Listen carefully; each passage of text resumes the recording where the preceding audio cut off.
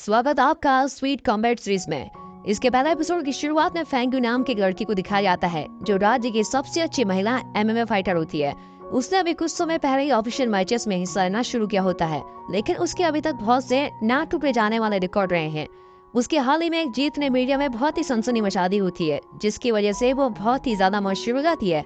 एक फ्लैशबैक में दिखाया जाता है कि फेंग यू अपने अमीर दादा को बता रही होती है कि उसको एक योद्धा बनना है, लेकिन उससे हमेशा से ये उम्मीद की जाती थी कि वो अपने परिवार के कारोबार को आगे बढ़ाएगी और उनकी मदद करेगी। इसलिए उसके दादा उससे बहुत निराश हो जाते हैं कि इसने एमएमए फाइटर चूज किया। फिर मिंग टैन नाम के एक व्यक्ति को दिखाया जाता है जो एक जवान लड़का है और जो मकाऊ में रहता है। उसके दो छोटे भाई बहन हैं जो स्कूल पढ़ रहे होते हैं। जब से उन्हें उनकी माँ ने छोड़ा और जब से उनके पिता गुजर गए, तब से वही उन दोनों की जिम्मेदारी ले रहा है। मिंग टैन के छोटे भाई को टीवी पर एमएमए लड़ाई देखना बहुत ही पसंद है और उसकी पसंदीदा योद्धा फेंग यू होती है, जिसे वो रानी कहकर बुलाता है। और अपने छोटे भाई बहन की जरूरतों को पूरा करने के लिए मिंग टैन को कॉलेज छोड़ना पड़ता है और वहाँ के एक रेस्टोरेंट में खाना डिलीवर करने का काम करना पड़ता है। और अभी अभी वो अपनी पढ़ाई जारी रखने के लिए एक अच्छी स्कॉलरशिप के साथ कॉलेज में एडमिशन पाने के लिए पूरी कोशिश कर रहा होता है। अब एक दिन काम पर उसे एक मार्शल आर्ट के अध्यापक को खाना डिलीवर करने का काम मिलता है और एक काम थोड़ा मुश्किल होता है, क्योंकि जिस जगह खाना पहुंचाना होता है वो जगह उसके रेस्टोरेंट से 20 मिनट की दूरी पर होती है, लेकिन जिसको खाना चाहिए होता है वो 15 मिनट से कम समय में खाना चाहता है। और फिर समय के कम होने की वजह से हमें दिखाया जाता है कि मिंग टैन कितना तेज है। उसको छोटे छोटे सारे रास्ते याद रहते हैं, हर एक गली याद रहती है।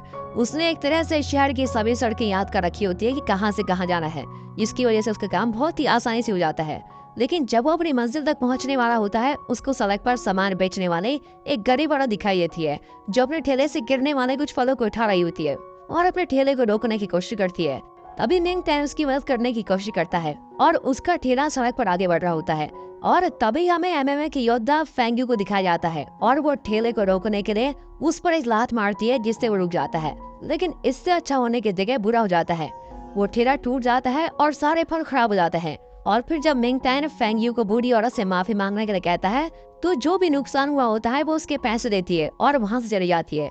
मिंग टैन उस लड़की की इस हरकत को देखकर बहुत ही चिढ़ जाता है और फिर खाना डिलीवर करने के लिए अपने रास्ते पर निकल जाता है। फिर फेंग यू अपने पुराने मार्शल आर्ट टीचर के पास जाती है और उनसे मदद मांगती है। उसके परिवार वाले उस पर एमएमए छोड़ने के लिए दबाव डाल रहे होते हैं और वो उसे अपना कारोबार में शामिल करना चाहते हैं। और फिर कुछ देर सोचने के बाद वो फैसला करते हैं। फेंग यू फैसला करती है कि वो अपने लड़ने के करियर को जारी रखेगी, जबकि यहाँ दिखाते हैं तो मिंग टैन अपनी पढ़ाई के लिए दूसरे राज्य में जाने का फैसला करता है। मिंग टैन का मालिक बहुत ही अच्छा आदमी होता है जो उसकी दूसरे राज्य में जाने में मदद करता है और मिंग टैन जिस जगह जा रहा होता है उसका मालिक उसे वहाँ डिलीवरी बॉय का काम में दिला देता है। यहाँ तक वो उसको कुछ पैसे देकर उसकी जरूरत का सामान भी दिला देता है। अब अगले सीन में मिंग टैन और उसके भाई बहन एक नए घर में रहने जाते हैं। हालांकि उनके पड़ोसी अच्छे नहीं होते और घर के अंदर की चीजें काफी घरेलू होती हैं, इसलिए उसके छोटे भाई बहन उस जगह को बहुत ही पसंद करते हैं, जिसकी वजह से मिंग टैन बहुत ही खुश हो जाता है। और फिर घर को संभालने से पहले वो अपने गुरु की एक फोटो दराज पर रखता है। इसे देखकर पता चलता है कि वो पहले बॉक्सिंग सीखता था, लेकिन अपने गुरु की मौत के बाद उसने वो सब कुछ छोड़ दिया। इसके बाद मिंग टैन अपने भाई बहन को स्कूल छोड़ने के बाद अपनी नई जॉब पर जाता है और फिर आखिर में पहली बार अपने नए कॉलेज में जाता है। वो ज़ेंगजी सबसे अच्छा स्पोर्ट्स कॉलेज होता है। इस साल से पहले वो पूरा कॉलेज लड़कियों का था, लेकिन अब मिंग टैन सबसे पहले वो लड़का है जो उस कॉलेज में जा रहा है। हालांकि जब वो अंदर जाता है तो उसको पता चलता है कि कॉलेज में सैकड़ों लड़कियां हैं और उनके बीच में वो अकेला लड़का है। वो हैरान होता है और सोचता है कि उसने कॉलेज का नाम गलत तो नहीं पढ़ा, क्योंकि वहाँ एक भी लड़का नजर नहीं आ रहा है। सभी लड़कियों को वो इकलौता अच्छा लग रहा होता है और वो बहुत ही सुंदर भी होता है, जिसकी वजह से उसे और दिक्कत होती है। और अचानक से वो एक लड़के जैसे दिखने वाले लड़की से टकराता है जिसका नाम जामी होता है और उसे बॉक्सिंग और स्केटिंग करना बहुत ही पसंद होता है। मिंग टैन धोखा खा जाता है और उसे लड़का समझ लेता है और उससे तुरंत बात करना शुरू कर देता है कि वो कितना खुशकिस्मत है कि उसे अपने अलावा कोई और लड़का वहाँ पर मिला। लेकिन जामी उसकी बात को 2 मिनट में गलत कर देती है जब वो अपनी गुलाबी क्लिप निकालती है और फिर सर पर लगाती है। और फिर हैरान मिंग टैन उससे माफी मांगता है और वो घूरते हुए वहाँ से स्केटिंग करते निकल जाती है। तभी कॉलेज के प्रिंसिपल और एक टीचर जिनका नाम मिस्टर वैंग होता है वो परेशान होते हैं, क्योंकि अभी तक कॉलेज में 10 लड़कों ने एडमिशन लिया होता है। लेकिन कॉलेज में कुछ देर घूमने और वहाँ सिर्फ लड़कियों को देखने के बाद सभी ने वहाँ से किसी और कॉलेज में जाने का फैसला कर लिया है और अब सिर्फ मिंग टैन ही अकेला वहाँ पर रह गया होता है। कॉलेज के प्रिंसिपल मिस्टर वैंग को आदेश देते हैं कि वो चाहे कुछ भी करे वो लड़का कॉलेज छोड़कर न जाए, उन्हें अपने कॉलेज को और आगे बढ़ाना होता है और उसके लिए कॉलेज में लड़कों का होना बहुत ही जरूरी होता है। अब बाहर लड़कियां मिंग टैन को देखकर पागल होना शुरू हो जाती हैं। वो उसका रास्ता रोकती हैं और उसकी मदद करने के लिए कहती हैं, जिसकी उसको कोई जरूरत नहीं होती। एक लड़की और जाओमी में सिर्फ इस चीज के पीछे बहस हो जाती है कि उनमें से कौन मिंग टैन को प्रिंसिपल के ऑफिस ले जाएगा, और उनकी बहस तभी खत्म होती है जब वो वहाँ थोड़ी चालाकी दिखाता है और वहाँ से भाग जाता है। वो कॉलेज में इधर उधर घूम रहा होता है, तभी उसके सामने फेंग्यू आ जाती है और वो अचानक उसे मकाओ की अजीब सी लड़की के रूप में पहचान लेता है। वो गलती से अपने बैग से उसका हाथ काट देती है और माफी मांगने की जगह उसके हाथ पर पट्टी बंधवाने के लिए उसको पैसे देती है। मिंग टैन उसके इस बर्ताव से बहुत गुस्सा होता है और वो उसे कहता है कि वो उससे माफी मांगे, लेकिन उस लड़की के लिए माफी से बढ़कर पैसे होते हैं। और वहाँ से जाने से पहले मिंग टैन उसको सनकी कहता है, जिसकी वजह से फेंग्यू को अपने बचपन की याद आ जाती है। अब एक फ्लैशबैक में हमको दिखाया जाता है कि फेंग्यू ने उस ठेले को लात एक छोटी लड़की को बचाने के लिए मारी थी, जो उसके सामने सड़क को पार कर रही थी। उसके इरादे नेक होते हैं, लेकिन इस वजह से सड़क पर सामान बेचने वाले बूढ़ी औरत को बहुत ही नुकसान होता है। अब क्लास में मिंग टैन कई लड़कियों के बीच बैठा होता है और ये साफ होता है कि इस चीज से उसको परेशानी होती है। भले ही वो ऐसी कोई हरकतें नहीं करता जिससे क्लास का ध्यान उसकी ओर जाए, पर फिर भी सारी लड़कियां उसको घूर रही होती है। इसी दौरान जाओमी और फेंग्यू कॉलेज की बॉक्सिंग क्लब में एक साथ ट्रेनिंग कर रहे होते हैं और इससे पता चलता है कि वो दोनों बहुत ही अच्छे दोस्त हैं जो बॉक्सिंग को बहुत ही पसंद करते हैं।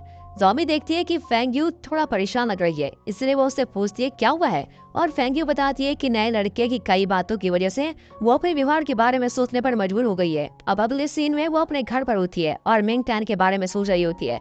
तभी एक बार फिर से फ्लैशबैक में दिखाते हैं कि जब वो छोटी थी उसके माता पिता ये नहीं मानते थे कि वो एक लड़की है और उन्हें हमेशा से ही लड़का चाहिए था। इसीलिए जब वो पैदा हुई उन्होंने उसके साथ ऐसा बर्ताव किया जैसा कि वो एक लड़का है, और यहाँ तक कि उसे अपने बाल बढ़ाने और लड़कियों जैसे कपड़े पहनने भी नहीं दिए। और तब उसके बूढ़े दिमाग में ये बात नहीं समझी कि वो एक लड़की है। और जब उसके छोटे भाई ने जन्म लिया उसके बाद ही उसके माता पिता ने उसको लड़कियों जैसा रहने दिया। वो उस समय बहुत ही खुश हुई थी कि अब वो लड़कियों की तरह जी सकती है, इसीलिए वो उस लड़की के पास एक तोहफा लेकर गई थी जिसको वो पसंद करती थी। लेकिन उसके सभी दोस्तों ने आज तक ये सोचा था कि वो तो एक लड़का है, इसलिए वो उसको पागल बुलाने लग जाते हैं। और ये घटना उसको हमेशा बहुत ही परेशान करती रहती है, जिसकी वजह से उसे अभी भी ये पहचानने में दिक्कत होती है कि वो लड़का है या लड़की। इसी दौरान मिंग टैन के घर पर उसका छोटा भाई नींद से अपने बिस्तर में उठता है और हवा में मुक्का मारने लगता है। मिंग टैन उसकी इस बात पर हंसता है और तभी उसको याद आता है कि जिस लड़की के साथ उसकी बहस हुई थी उस लड़की को उसका छोटा भाई बहुत ही पसंद करता है। वो फिर सोचता है कि फेंग्यू की आंखें उसकी माँ की आंखों जैसी है, जिसकी वजह से उसको और गुस्सा आता है। अब उसी दिन कॉलेज में मिंग टैन को लगातार लड़कियां बहुत ही परेशान करती है, जिसकी वजह से उसका पढ़ाई पर ध्यान नहीं लगता। दूसरी ओर मिस्टर वैंग और प्रिंसिपल बहुत ही खुश होते हैं कि वो कॉलेज में रुकने के लिए मान गया है, लेकिन मिंग टैन दूसरे कॉलेज में जाने के सोचा होता है, चाहे वो थोड़ी कम स्कॉलरशिप ही क्यों न दे। अब इस कॉलेज की ये खासियत होती है कि उसमें अलग अलग स्पोर्ट्स क्लब होते हैं और यहाँ के ज्यादातर विद्यार्थी पढ़ाई से ज्यादा वक्त क्लब में बिताते हैं। क्लब में उनकी योग्यता और उनकी स्किल्स को बेहतर किया जाता है और वो अपनी योग्यता को अंतर्राष्ट्रीय स्तर पर दिखा सकते हैं। कुछ लड़कियां बॉक्सिंग करती है, कुछ टेक्वांडो, कुछ जिम्नास्ट, और फेंग्यू और जाओमी बॉक्सिंग क्लब में होते हैं। सभी नए विद्यार्थियों को क्लब का दौरा करने के लिए कहा जाता है ताकि उन्हें जो क्लब पसंद आए उसमें वो शामिल हो जाएं। मिंग टैन बॉक्सिंग क्लब में जाता है और जाओमी और फेंग्यू को लड़ते हुए देखता है। वो फेंग्यू के लड़ने के तरीकों को देखकर बिल्कुल ही हैरान हो जाता है और उसके लड़ने का तरीका बिल्कुल उसके गुरु की तरह होता है। वो मान लेता है कि शायद उसने भी उसके गुरु से बॉक्सिंग सीखी होगी, लेकिन फिर वो इस बात को नहीं सोचता। लड़कियां मिंग टैन को उनके क्लब में शामिल करने के लिए जबरदस्ती करती है और एक दूसरे से लड़ने लग जाती है। अब उनसे छुटकारा पाने के लिए मिंग टैन उस क्लब में शामिल नहीं होता जो उसको पसंद होता है और वो स्विमिंग क्लब में शामिल हो जाता है जिसमें बहुत ही कम लोग होते हैं। वो बड़े ही आत्मविश्वास के साथ पूल में जाता है और टीचर के आने का इंतजार करते हुए पूल में छलांग लगाने लगता है, लेकिन अजीब तरीके से पूल में बहुत सी मछलियां आ जाती हैं। एक औरत उसको बताती है कि इस क्लब में कम लोगों के होने की वजह से स्विमिंग क्लब को बंद कर दिया गया था और स्विमिंग पूल अब एक मछलियों के पूल में बदल गया है। और अब मिंग टैन थोड़ा निराश होता है और वो कॉलेज बदलने का फैसला करता है, चाहे उसे वहाँ ज्यादा पैसे क्यों न देना पड़े। वो ये बात बताने के लिए मिस्टर वैंग के पास जाता है, जो उससे भीख मांगता है कि वो कॉलेज में रुक जाए प्लीज। यहाँ तक कि वो मिंग टैन की एक तस्वीर खींचते हैं ताकि जो वो लड़कियों के लिए हॉल के नीचे बाथरूम बना रहे हैं उसके आगे लगा सके, लेकिन मिंग टैन इससे भी खुश नहीं होता। उसके बार बार प्रार्थना करने से मिस्टर वैंग उसे बताते हैं कि दूसरे कॉलेज में जाने का तरीका बहुत ही आसान है, उसे सिर्फ एक फॉर्म भरना है और कॉलेज के फिलिंग बॉक्स में डाला है। मिंग टैन वैसा ही करता है जैसे उसको बताया जाता है, लेकिन उसके सामने एक परेशानी आ जाती है। जब वो उस फॉर्म को डालने जा रहा होता है तो औरतों का एक झुंड जो कॉलेज से सबसे पहले पास हुआ होता है, वो उसको रोकने के लिए उसके सामने आ जाती है और उन्हें कॉलेज के प्रिंसिपल ने भेजा होता है ताकि मिंग टैन फीलिंग बॉक्स तक न पहुंच पाए। वो औरतें उसको बहुत ही आसानी से हरा देती हैं और वापस उसको मिस्टर बैंक के पास भेज देती हैं। वो उसे दूसरे कॉलेज में जाने के लिए मना कर देते हैं और उसके सामने पहले से बेहतर प्रस्ताव रखते हैं। वो उससे वादा करते हैं कि वो उसके लोन के समय को 30 साल बढ़ा देंगे, जिस पर उसको कोई भी अलग पैसे नहीं देने होंगे और मिंग टैन फ्री में पढ़ाई कर सकेगा अगर वो उनकी बात मानता है तो। और उसकी अभी की हालतों की वजह से वो इस अवसर को ठुकराना नहीं चाहता, लेकिन अभी भी कॉलेज में हजारों लड़कियों के बीच वो इकलौता लड़का होता है। और फिर आखिरकार वो उनकी बात मान जाता है। अब बाद में मिंग टैन बाथरूम में कपड़े बदलने जाता है, लेकिन उसे पता चलता है कि वो गलती से लड़कियों के बाथरूम में चला गया है और तभी उसके सामने बिना कपड़ों के फेंग्यू आ जाती है, जो उसको लात मारकर जमीन पर गिरा देती है। अब इसके बाद जाओमी, फेंग्यू और टेक्वांडो क्लास के उनके दुश्मन आइसक्रीम की दुकान पर होते हैं और बड़ी बहस कर रहे होते हैं कि स्ट्रॉबेरी स्वाद का आखिरी स्कूप कौन लेगा। अब इसी दौरान दिखाते हैं तो मिंग टैन खाना देने जा रहा होता है जब उसको दिखता है कि कुछ लड़के एक छोटे बच्चे को सड़क पर परेशान कर रहे होते हैं। वो लड़के की वहाँ से भागने में मदद करता है, लेकिन बदले में वो लड़के उसको पकड़ लेते हैं। वो उसको एक खुले मैदान में लेके जाते हैं और उसको धमकाने लगते हैं। तभी वहाँ वो लड़की आ जाती है। पहले तो वो इस समस्या को बातों से सुलझाने की कोशिश करती है, लेकिन जब वो हाथापाई पर उतराते हैं तो लड़ाई शुरू हो जाती है और एक लंबी और मनोरंजक लड़ाई के बाद लड़कियां और मिंग टैन उनको वहां से भगा देते हैं। मिंग टैन उनका बहुत ही एहसानमंद होता है और इस हादसे के बाद वो सब बड़े अच्छे दोस्त बन जाते हैं। उन लड़कियों की वजह से कॉलेज की जिंदगी उसके लिए अब इतनी बुरी नहीं रहती। भले ही इस रास्ते में उसको समस्याओं का सामना करना पड़े, वो अपना सफर न खत्म करने का फैसला करता है और ज़ैंगजी कॉलेज में ही रुकने का फैसला करता है। एक नया कैरेक्टर दिखाया जाता है जिसका नाम बयूनो है। बयूनो को ज़ैंगजी कॉलेज से एडमिशन लेटर आया होता है और वो बहुत ही खुश है कि आहा मुझे लेटर मिल गया। उसकी माँ भी बहुत ही खुश होती है, लेकिन उसे इस बात की फिक्र होती है कि बयूनो कॉलेज चला गया तो उनकी दुकान कौन संभालेगा। खैर, अब अगले सीन में बयूनो कॉलेज आता है। लगता है उसे इस कॉलेज के बारे में ठीक से पता नहीं था। चारों ओर लड़कियां ही लड़कियां देखकर उसका तो मुंह खुला खुला ही रह जाता है। बयूनो को देखते ही लड़कियां बड़ी खुश होती हैं और कहती हैं, ये लो दूसरा भी आ गया। लेकिन पहले वाले की तरह ये भी बहुत ही क्यूट है यार।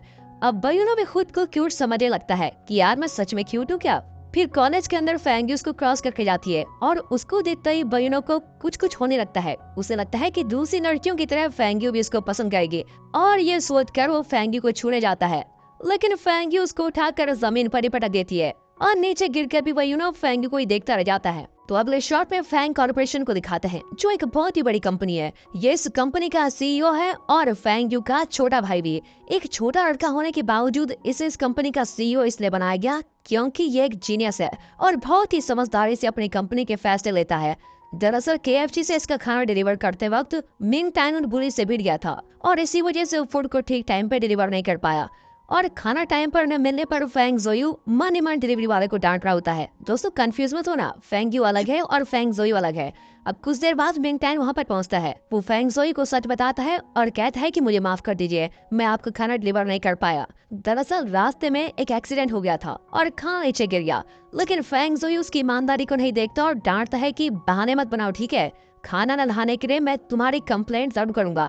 और तब वहाँ पर फेंग्यू आती है।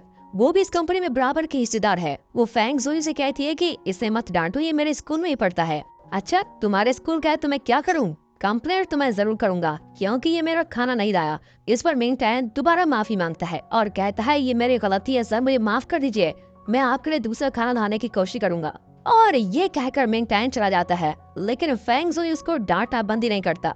फिर अगले सीन में फेंग्यू अपने मामा जी की कब्र पर फूल रख रही होती है और तब फ्लैशबैक में दिखाया जाता है कि बचपन में वो अपने क्रश को गिफ्ट देने गई थी, लेकिन उसने फेंग्यू का मजाक उड़ाया था कि इतने दिनों से तो तुम लड़कों की ड्रेस पहनती थी और आज अचानक तुम लड़की कैसे बन गई? ऐसे तो सिर्फ मॉन्स्टर से रूप बदलते हैं, तुम एक पागल मॉन्स्टर हो। और ये सुनकर छोटी फेंग्यू बहुत ही रोई थी, लेकिन उसके मामा ने उसको एक गुड़िया दी थी और बड़े प्यार से पूछा था कि तुम रो क्यों रही हो?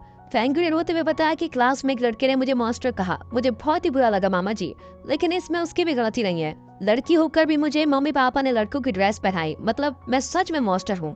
अब उसकी उदासी देखकर उसके मामा जी ने कहा कि मेरे लिए तो तुम हमेशा मेरी प्यारी एंजल रहोगी।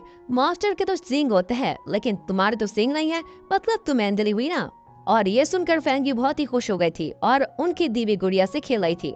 तब अचानक उसके दादाजी ने आकर उसकी गुड़िया छीन ली और उसको डांटा कि इतनी बड़ी होकर तुम गुड़िया से खेल रही हो। और इस पर फेंग्यू बहुत ही दुखी हो गई थी। अब अपने मामा जी की कब्र के सामने खड़ी होकर वो रोती है कि मैं आपकी दी हुई गुड़िया भी अपने साथ नहीं रख पाई। फिर वो कुछ देर प्रार्थना करके वहाँ से चली आती है। इतने में मिंग तैन वहाँ पर पहुँच जाता है और फैंग को कार में जाते हुए देख लेता है। दरअसल मिंग तैन अपने पिता की कब्र पर फूल रखने आया होता है, लेकिन वहाँ पहले से कुछ फूल रखे हुए होते हैं और मिंग तैन हैरान हो जाता है कि ये फूल पहले किसने रखे। फिर वो अपने फूल रखकर प्रार्थना करता है और चला जाता है। अब अगले दिन कॉलेज में मिस्टर वैंग फेंग यू, जियाओमी, दूसरी क्लास की लड़की मिया और मिंग तैन को बुलाकर पूछते हैं कि कल शाम तुम लोगों ने फिर से लड़ाई की थी ना, तुम लोगों पर कई कंप्लेंट्स आ रही हैं। और मिस्टर वैंग की डांट सुनकर मिंग तैन कहता है कि सारी गलती मेरी है सर, मुझे माफ कर दीजिए, इसलिए आप सिर्फ मुझको पनिशमेंट दीजिए। और अब तीनों लड़कियां बड़ी हैरान हो जाती हैं कि ऐसे अच्छे लड़की भी होते हैं इस दुनिया में, वाह। लेकिन मिस्टर वैंग कहते हैं तुम बहुत ही अच्छे लड़के हो मिंग तैन, और ऊपर से तुम कॉलेज में नहीं आए हो, लेकिन इन तीनों को तो कॉलेज के सारे रूल्स पता है, तो फिर इन लड़कियों ने लड़ाई क्यों की? आइंदा अगर ऐसी कंप्लेंट मेरे पास आई तो तुम्हारी खैर नहीं, समझे? और कुछ दिनों में टूर्नामेंट होने वाला है और मैं चाहता हूँ कि तुम तीनों मिलकर मिंग तैन को अच्छी ट्रेनिंग दो, उसे भी तुम्हारे साथ टूर्नामेंट में भाग लेना है और हमारे कॉलेज को भी तो चैंपियनशिप जीतनी है। अब मिया उछलकर मिंग तैन का हाथ पकड़ लेती है और कहती है सर मैं इसको ट्रेन करूंगी। मिया को मिंग तैन पर बहुत ही बड़ा क्रश होता है, लेकिन मिंग तैन किसी काम का बहाना करके वहाँ से बच निकलता है।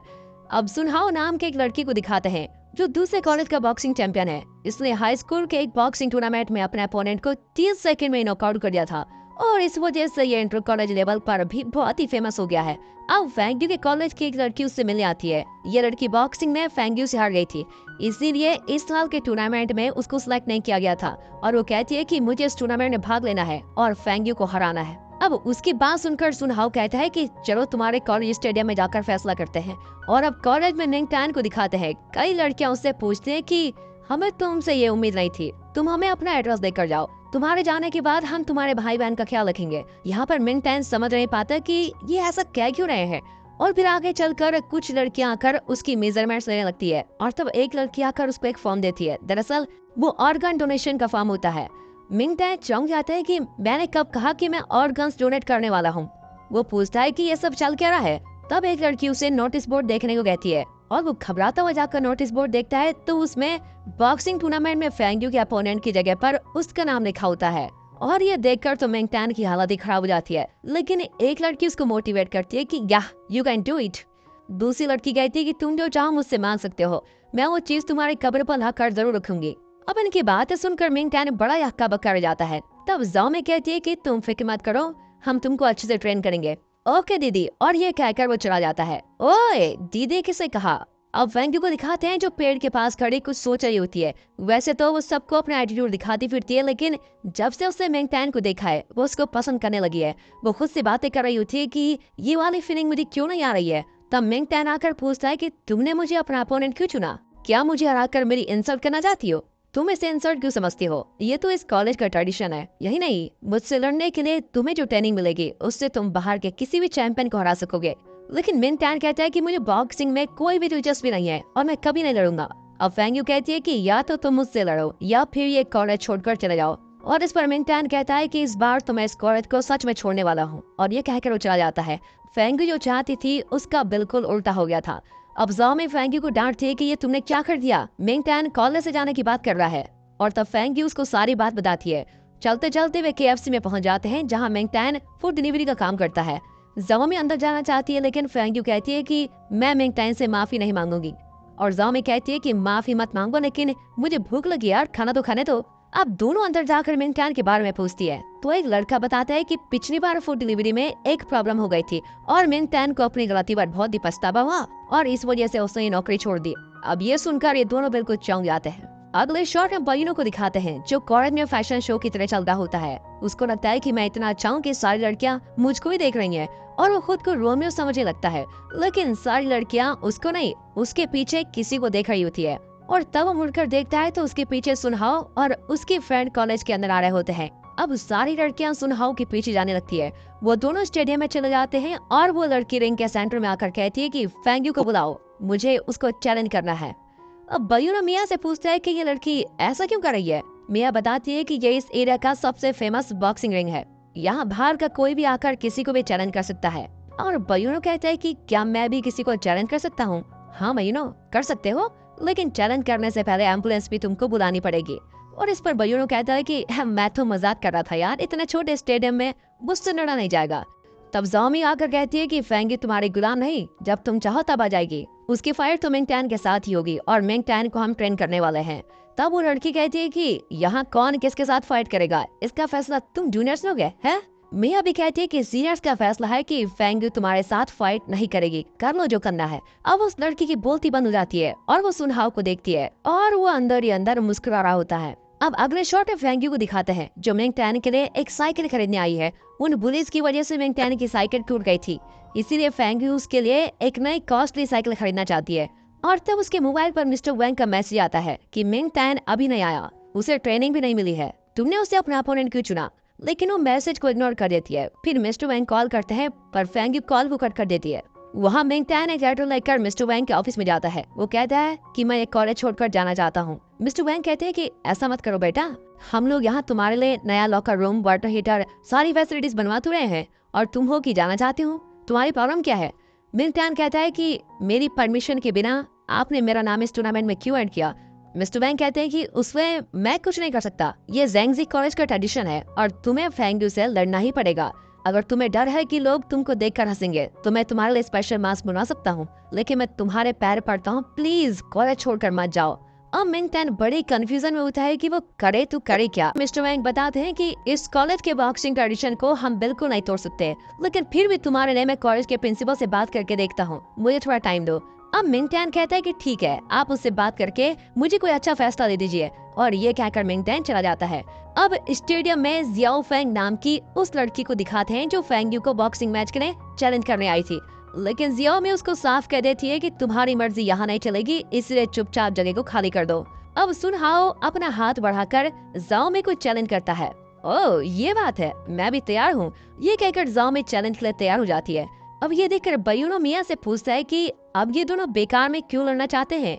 तो मिया बताती है कि सुनहाओ ने अपना हाथ बढ़ाकर हैंड सिग्नल दिया था और ऐसा सिग्नल देकर तुम किसी को भी चैलेंज मैच के लिए बुला सकते हो। इस तरह के चैलेंज में एज, जेंडर वगैरह की कोई पाबंदी नहीं होती। अगर रिंग के अंदर 10 लोग भी हो तो तुम उन सबको चैलेंज करके उनसे लड़ सकते हो, यही है यहाँ का ट्रेडिशन। और अब सुनहाओ ने जाओमी को चैलेंज किया है तो इसीलिए दोनों बॉक्सिंग करेंगे।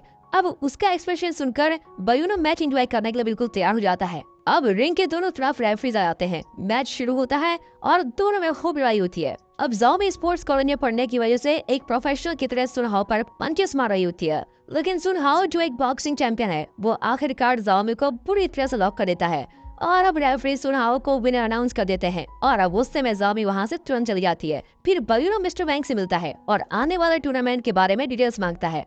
मिस्टर वैंग चौंक कर पूछते हैं कि क्या तुम भी टूर्नामेंट की वजह से कॉलेज छोड़कर जाना चाहते हो। अरे नहीं सर, मुझे तो कॉलेज बहुत ही बढ़िया है, अगर आप मुझे मार मार कर यहाँ से भगाएंगे ना तो भी मैं कॉलेज छोड़कर नहीं जाऊंगा। अरे यहाँ इतनी अच्छी चीजें जो है। ओह वेरी गुड, ये हुई ना बात, चलो मैं तुमको डिटेल्स देता हूँ। उस रिंग के अंदर मैच होगा और उस मैच में कॉलेज के फ्रेशर्स यहाँ के सबसे एक्सपीरियंस फाइटर से मुकाबला करेंगे और इसको मीडिया भी कवर करेगी। ये कॉम्पिटिशन इतना फेमस है कि ओलंपिक्स भी मार खा जाएंगे। जो ये टूर्नामेंट जीतेगा उसकी तो किस्मत खुल जाएगी, उसकी फैन फॉलोइंग लाखों करोड़ की तादाद में होगी।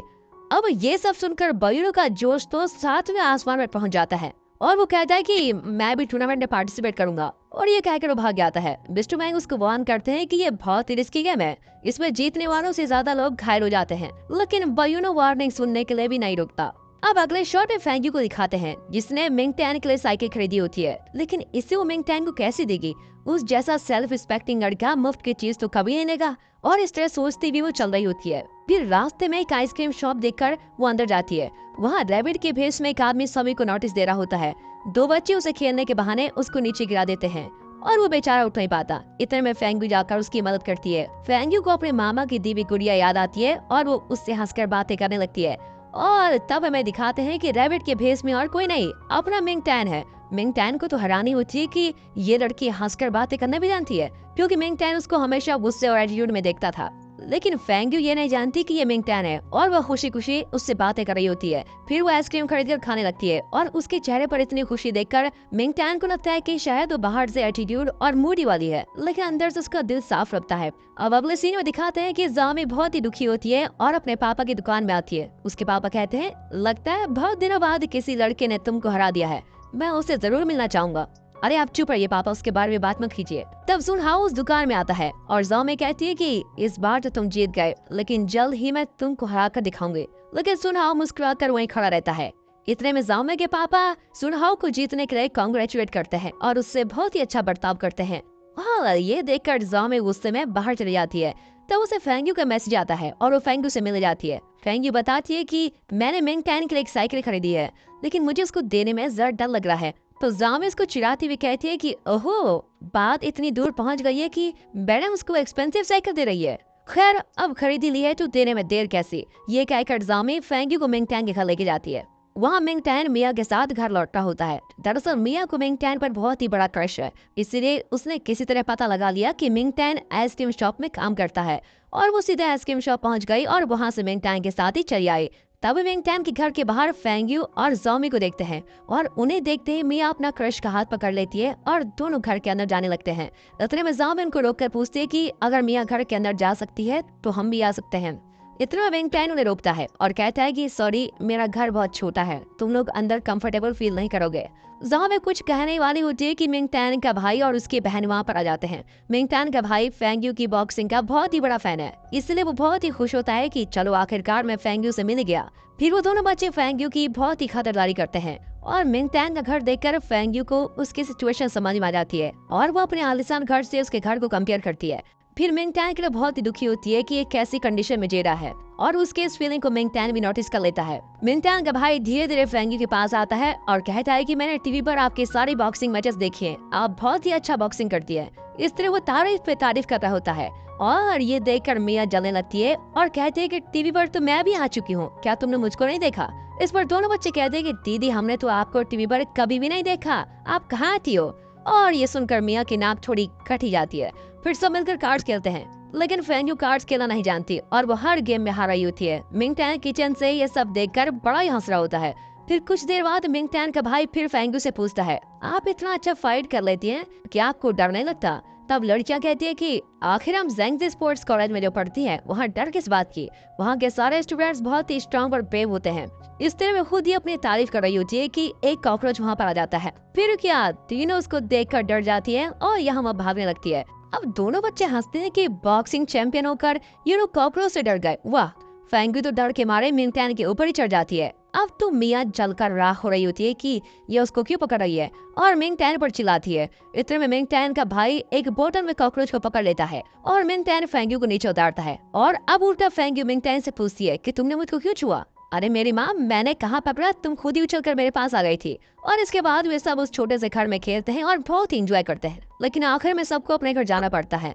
फेंग्यू कहने में मिंग टैन से कहती है कि उस दिन उन बुलीज की वजह से तुम्हारी साइकिल टूट गई थी, इसलिए हम तुम्हारे लिए ये नई साइकिल लेकर आए हैं। मिंग टैन साइकिल को देखकर कहता है कि ये बहुत ही महंगी लगती है, मुझको नहीं चाहिए। लेकिन फेंग्यू कहती है कि तुमने मेरे साथ बॉक्सिंग करने से इनकार क्यों किया, मैंने ही तो तुम्हें अपोनेंट चुना था। दरअसल इस कॉलेज में कोई मेरा अपोनेंट नहीं बनना चाहता और जो मुझसे मुकाबला करेगा उसे इस कॉलेज में बहुत ही रिस्पेक्ट मिलेगी, सारा कॉलेज उसे सर पर उठा लेगा। मैं चाहती हूँ कि सब तुमको रिस्पेक्ट करे, इसलिए मैंने तुम्हारा नाम दिया था। लेकिन मिंग टैन कुछ देर सोचता है और कहता है कि ये फाइटिंग वगैरह मुझसे नहीं होगी और इस पर फेंग्यू नाराज हो जाती है। फिर वो दोनों बच्चों को बाय कहकर अपने फ्रेंड्स के साथ वहाँ से चली जाती है। यहाँ मिंग टैन उस साइकिल को छू कर देखता है और तब हमको एक फ्लैशबैक दिखाया जाता है। बचपन से लेकर मिंग टैन के मास्टर ने उसको खूब ट्रेन किया होता है। दरअसल उसके पापा इसके मास्टर थे और वो बहुत ही बड़े बॉक्सर थे। एक बॉक्सिंग मैच के दौरान उनका अपोनेंट रिंग के अंदर ही फाइट करते हुए मर गया और इस हादसे के बाद मिंग टैन के पापा बहुत ही गिल्टी फील करने लगे और इस हादसे को भूलने के लिए वो शराब भी पीने लगे और इस वजह से मिंग टैन की माँ भी उन्हें छोड़कर चली गई। और फिर कुछ दिन बाद मिंग टैन के पिता भी चल बसे और तब उसने फैसला किया कि वो कभी बॉक्सिंग नहीं खेलेगा, क्योंकि उसके भाई और बहन की जिम्मेदारी इस पर थी और उसको डर था कि बॉक्सिंग में अगर उसको कुछ हो गया तो उसके भाई बहन को कौन देखेगा। अब फेंग्यू अपने घर जाकर मिंग टैन के बारे में सोच रही होती है। उसे लगता है कि अगर वो कार्ड्स खेलना सीख गए तो मिंग टैन के भाई और बहन को वो इम्प्रेस कर सकेगी, फिर उनके जरिए वो मिंग टैन को बॉक्सिंग के लिए कन्विंस भी कर सकती है। इसीलिए वो अपने छोटे भाई फेंग जोहू के साथ कार्ड्स खेलने लगती है। लेकिन फेंग जोयू उससे भी बुरा खेलता है और फेंग्यू से हारता रहता है। 2-3 आवर्स के बाद वो बोर हो जाता है और कहता है कि मैं बड़ी बड़ी कंपनीज के साथ गेम खेलता हूँ दीदी, और तुम मुझे बच्चों के साथ गेम खेलने को कह रही हो। अब अगले दिन फेंग्यू और मिंग टैन कॉलेज के प्रिंसिपल से मिलने जाते हैं। उनकी बातें सुनकर प्रिंसिपल फेंग्यू को डांटते हैं कि मिंग टैन से पूछे बिना तुमने मैच में उसको कैसे चुना, तुम्हें एक बार उसको पूछ लेना चाहिए था। इतना ही नहीं, वो मिंग टैन को भी डांटते हैं। ऊपर से मिंग टैन ने कॉलेज से ट्रांसफर मांगा होता है, लेकिन प्रिंसिपल उसको भी रिजेक्ट कर देते हैं और ये सुनकर मिंग टैन बड़ा ही शौक हो जाता है। तब प्रिंसिपल कहते हैं कि तुम दोनों हमेशा लड़ते रहते हो, इसीलिए मैं तुमको पनिशमेंट दे रहा हूँ। और उनका पनिशमेंट ये होता है कि दोनों को मिलकर स्विमिंग पूल एरिया को साफ करना है और इन दोनों पर नजर रखने के लिए एक रेफरी को भी अपॉइंट किया जाता है। तुम चुपचाप क्लीनिंग करो, ये कहकर रेफरी आराम से कुर्सी पर बैठ जाती है। फिर दोनों मुंह बंद करके पूल को क्लीन करने लगते हैं। लेकिन कुछ ही देर बाद फेंग्यू मिंग टैन पर पानी फेंकती है और मिंग टैन मुड़कर देखता है, लेकिन रेफरी बैठी बैठी सो रही होती है। और अब मिंग टैन सोचता है कि मैं चुप क्यों रहूं, और बदले में मिंग टैन भी फेंग्यू पर पानी फेंक देता है और इस तरह दोनों लड़ रहे होते हैं। तभी अचानक रेफरी की नींद खुल जाती है और इनको देखकर वो डांटती है कि तुम्हारी लड़ाई रोकने के लिए तो प्रिंसिपल ने तुमको पनिश किया था और तुम दोनों पनिशमेंट में भी लड़ रहे हो। फिर वो दोनों के पैर साथ में बांध देती है और कहती है कि अब देखती हूँ कैसे लड़ते हो। अब दोनों ठीक से चल भी नहीं पाती और बार बार गिर रहे होते हैं। और तब मिंग टैन एक आइडिया देता है कि जब मैं 1 कहूँ तो तुम वाला पैर आगे रखना और 2 कहने पर हम दोनों ये वाला पैर आगे रखेंगे। फिर वे 1 2 1 2 कहकर उस पूल को क्लीन करने लगते हैं। अब पूल साफ करने के बाद दोनों बहुत थके होते हैं और वहीं बैठकर सो भी आते हैं। लेकिन फेंग्यू झट से जाग जाती है और देखती है कि मिंग टैन बड़ी गहरी नींद में है। अब वो मिंग टैन की आंख, नाक और मुंह को एक पेंटिंग की तरह निहार रही होती है। फिर उसकी नजर मिंग टैन के गले पर पड़ती है, जहाँ उसका बड़ा एडम एप्पल नजर आता है। फेंग्यू उससे बहुत ही ज्यादा अट्रैक्ट हो जाती है और उसको टच करने में मिंग टैन के पास जाती है। इतने मिंग टैन उठ जाता है और पूछता है, ये तुम क्या करने वाली थी? फेंग्यू कहती है कि वो तुम्हारे गले में कीड़े जैसा कुछ रेंग रहा था, मैंने उसको हटा दिया, मैं तो तुम्हारी मदद कर रही थी यार। और फिर वो पैर की डोरी खोलकर भाग जाती है। अब मिंग टैन सोचे पड़ जाता है कि ये मेरे पास आई क्यों थी, कहीं मेरा गला दबाकर मुझको मारना तो नहीं चाहती थी। यहाँ ये सीन कट होता है और अब अगले शॉट में दिखाते हैं कि सुन हाओ अपने कॉलेज की बॉक्सिंग रिंग में खड़ा होता है। तभी वहाँ पर जाओमी आती है। सुन हाओ पूछता है कि तुम और यहाँ पर? जाओमी कहती है कि उस दिन मुकाबले में मेरे ग्लव्स लूज थे, इसलिए मैं हार गई थी, लेकिन आज मैं मुकाबला जीत कर ही आऊंगी, वरना मुझको नींद नहीं आएगी। ओह, तो क्या उस दिन के बाद तुम बिल्कुल सोई नहीं? नहीं, ऐसी बात नहीं है, लेकिन मुझे नींद नहीं आती। वो सब छोड़ो, क्या तुम इस वक्त मुकाबले के लिए तैयार हो? ठीक है, ये कहकर सुन हाओ तैयार होने लगता है। अब जाओमी अपने ग्लव्स पहन लेती है कि अचानक उसका पेट दर्द शुरू हो जाता है और वो अपना पेट पकड़कर खड़ी रहती है। लेकिन सुन हाओ उसकी सिचुएशन को समझ लेता है और उसके पास जाकर कहता है, मुझे तुम्हारे साथ फाइट करने में डर लगता है, इस वक्त फाइट के लिए मैं मेंटली प्रिपेयर नहीं हूँ, इसलिए मैं हार जाऊंगा, क्यों ना हम फिर कभी फाइट करें? ये सुनकर जाओमी बड़ी शॉक हो जाती है। लगता है वो पेट दर्द के बावजूद किसी तरह से आज फाइट करके सुन हाओ को हराने के मूड में थी। वो कहती है कि फाइट के लिए मेंटल प्रिपरेशन की कब से जरूरत पड़ने लगी, तुम झूठ मत बोलो और मेरे साथ फाइट करो। और उसके लाख मनाने पर भी सुन हाओ फाइट के लिए राजी नहीं होता। तो जामी उदास होती है कि आज जीतने का मौका अच्छा था, लेकिन वो भी हाथ से निकल गया। उसे अब भी शक होता है कि सुन हाओ किसी वजह से झूठ बोल रहा है। और तब सुन हाओ भाग कर आता है और अपना बैग उसको पकड़ा कर कहता है कि तुम यही रुको, मैं अभी आया। ये कहकर वो दुकान से एक हॉट चॉकलेट खरीद कर लाता है। जामी के लेकिन कुछ समझ में नहीं आता। सुन हाओ कहता है कि इसको पी लो, तुम जरा बेहतर फील करोगी, और हाँ, ऐसे वक्त में तुमको ज्यादा स्ट्रेन नहीं देना चाहिए। ये कहकर वो चला जाता है। अब जाओमी चौंक जाती है कि मेरी प्रॉब्लम इसको कैसे पता चले, ये तो बहुत ही अच्छा लड़का है यार। ये सोचकर वो हॉट चॉकलेट पीने लगती है। अब अगले शॉट में फेंग्यू को दिखाते हैं, जो मिंग टैन के ख्यालों में खोई भी है और बार बार उसके बारे में सोचती रहती है और सोचती है कि यार ये मुझको क्या हो गया है, मैं उसे इस तरह से एडमायर क्यों कर रही थी और न जाने मेरी हार्ट बीट इतनी तेज क्यों हो गई। अब उसके ख्यालों के बीच पीछे से एक आवाज आती है कि तुम उससे प्यार करने लगी हो, और फेंग्यू चौंक कर मुड़ती है तो वहाँ 2 लड़कियां कैजुअली बातें करती भी जा रही होती है। अब फेंग्यू बड़ी कंफ्यूज होती है कि क्या मैं सचमुच उससे प्यार करने लगी हूँ। फिर मिंग टैन को दिखाते हैं, जो अपने भाई बहन के साथ एक बिल्डिंग के अंदर जाता है और तब बाहर जाते हुए एक लड़के को देखकर वो जरा चौंक जाता है और तेजी से अंदर जाता है। फिर कुछ ही देर बाद बाहर जाने वाले होते हैं कि अचानक वही लड़का उसके सामने आता है। इसे हम अकरू नाम सही रहेगा इसके लिए, ये बहुत ही सूट करेगा। तो वो अकरू मिंग टैन से कहता है, क्यों बेटा, तुमसे मिले हुए बहुत दिन हो गया है, तुमने मुझे बाहर जाते हुए देखा था ना, मैंने भी तुमको देखा था। और अब मिंग टैन दोनों बच्चों को अपने पास सेव कर लेता है। तो अकरू कहता है, मैं तुमको बहुत ही मिस करता हूँ यार, याद है हाई स्कूल में सैंडबैग की जगह मैं तुमको पंच किया करता था और अपनी प्रैक्टिस करता था, मुझसे तुमने इतनी मार खाई है कि पूछो मत, और मैं चाहता हूँ कि तुम हमेशा मेरे साथ रहो ताकि मैं हमेशा अपने पंचेस प्रैक्टिस तुम पर कर सकूं। मैंने तो सुना है तुम जैंगजी स्पोर्ट्स कॉलेज में पढ़ते हो, लेकिन तुम्हें वहाँ पर एडमिशन कैसे मिला? कहे तुम जादू से एथलीट तो नहीं बन गए? मैं तो ये सुनकर शॉक हो गया कि तुम वहाँ की चैंपियन फेंग्यू से मुकाबला करने वाले हो। अरे तुम में इतनी हिम्मत कहाँ से आ गई? और इस तरह वो बात करके मिंग टैन को नीचे दिखाने की कोशिश कर रहा होता है, दरअसल ये आकड़ू हाई स्कूल में मिंगटैन को बुरी तरह से बुली करता था और अब ये सुनहाओ की कॉलेज में पढ़ता है। फिर वो आकड़ू कहता है कि पुरानी यादें ताज़ा करने के लिए मैं तुमको 2-3 पंचेस तो जरूर मारूंगा। और ये सुनकर मिंगटैन का भाई गुस्से में आकड़ू को मारने जाता है, लेकिन आकड़ू उस बच्चे की गर्दन पकड़कर कहता है कि छोटू, तुम्हारी जितनी हिम्मत भी तुम्हारे भाई के पास नहीं है। अब इस पर मिंगटैन अपनी मुट्ठी कस लेता है, लेकिन वो लड़ाई नहीं करना चाहता, इसीलिए वो खुद को कंट्रोल करके आकड़ू से विनती करता है कि प्लीज उसे छोड़ दो। आकड़ू कहता है, देख लो छोटू, तुम्हारा भाई तुमको छुड़ाने के लिए भी लड़ने के तैयार नहीं है। चलो कोई बात नहीं, तुम्हारा रोना धोना सुनकर मुझको जरा बड़ा मजा आया। अब मेरे सामने घुटने टेक कर भीख मांगो, तब जाकर मैं छोटू को छोड़ूंगा। अब मिंगटैन बेचारा बहुत ही परेशान होता है, लेकिन भाई को बचाने के लिए वो घुटनों पर बैठकर रिक्वेस्ट करता है कि प्लीज मेरे भाई को छोड़ दो यार। लेकिन आकड़ू उसको नाथ मारता है और उसके भाई को छोड़कर वहाँ से चला जाता है। फिर मिंगटैन अपने भाई की गर्दन देखने आता है, पर उसका भाई गुस्से में कहता है कि मुझे मत छुओ, लेकिन मिंगटैन उसको कुछ नहीं कहता। अब अगले सीन में आकड़ू को दिखाते हैं, जो मन ही मन सोचता है कि अगर इस तरह कर रहूंगा तभी लोग मुझसे डरेंगे और मेरी रिस्पेक्ट करेंगे। बचपन में मुझे कई तगड़े लड़कों ने मारा था और अब मैं उनकी तरह सबको अपनी ताकत दिखाऊंगा, तभी समझ को दिलेर समझेंगे। तभी सुनहाओ और जियाओ फेंग हाथ पकड़कर चल रहे होते हैं। सुनहाओ को देखकर आकड़ू सोचता है कि मैं भी इसी की तरह चैंपियन बनना चाहता हूँ। अभी तो कॉलेज के पहले दिन ही मैंने बॉक्सिंग क्लब ज्वाइन कर ली थी। दोस्तों, लगता है बचपन में इसने कजियों से मार खाई थी और उसी का बदला लेने के लिए अब ये हर किसी को पीटना चाहता है और खुद को स्ट्रांग साबित करना चाहता है। अब रात हो जाती है और मिंगटैन को दिखाते हैं। आकड़ू की हरकतों से वो बहुत ही गुस्से में होता है, लेकिन फिर भी खुद को कंट्रोल करता है। अब सोने से पहले छोटू उससे पूछता है, क्या ये सच है कि वो लड़का आपको हाई स्कूल में मारा करता था? आप उससे लड़े क्यों नहीं? देखो छोटू, लड़ने से कुछ नहीं होता, उससे यहाँ पर कुछ भी नहीं बदलेगा, इसलिए मैंने फाइट नहीं की। आप झूठ बोल रहे हैं भैया, हमें तो आप हमेशा स्ट्रॉन्ग रहने को कहते हैं और जब आपकी बारी आई तो आप उल्टा दे रहे हैं। तब मिंगटैन ऊंचे आवाज में कहता है कि अगर मैंने फाइट की होती और मुझे कुछ हुआ तो तुम दोनों को कौन संभालता? क्या तुम्हें पता है कि माँ हमको इसलिए छोड़कर चली गई क्योंकि पापा फाइटर थे और किसी वजह से बहुत ही शराब पीने लगे थे। ये सब तुम्हारी समझ में नहीं आएगा, आइंदा से ऐसा सवाल कभी मत पूछा, समझे? और फिर भाई की ऐसी डांट सुनकर छोटू रोता वहाँ से भाग जाता है। तब मिंगटैन को फेंगू की बात याद आती है कि तुम बॉक्सिंग की ट्रेनिंग क्यों नहीं लेते? लेकिन क्या ये बॉक्सिंग क्लब ज्वाइन करके ट्रेनिंग लेगा, ये तो आगे जाकर ही पता चलेगा। अब अगले सीन में बायूनो बॉक्सिंग क्लब में ट्रेनिंग के लिए शानदार एंट्री करता है और आते ही वो अपने कपड़े उतारकर पूरे शरीर में तेल लगा देता है और बॉडी बिल्डर की तरह अपने आर्म्स दिखाने लगता है। तभी अचानक वहाँ की सारी लड़कियां गायब हो जाती है। वो अपने किस्मत को कोसता है कि मैं भी मिंगटैन की तरह एक लड़का हूँ यार, फिर उसकी जितनी रिस्पेक्ट मुझको क्यों नहीं मिलती।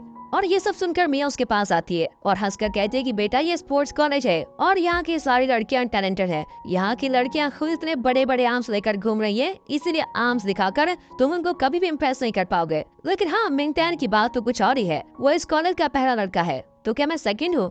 नहीं बेटा बायूनो, तुम सेकंड में नहीं हो, तुम्हारी एडमिशन लास्ट में हुई थी, इसलिए तुम हमेशा लास्ट ही रहोगे।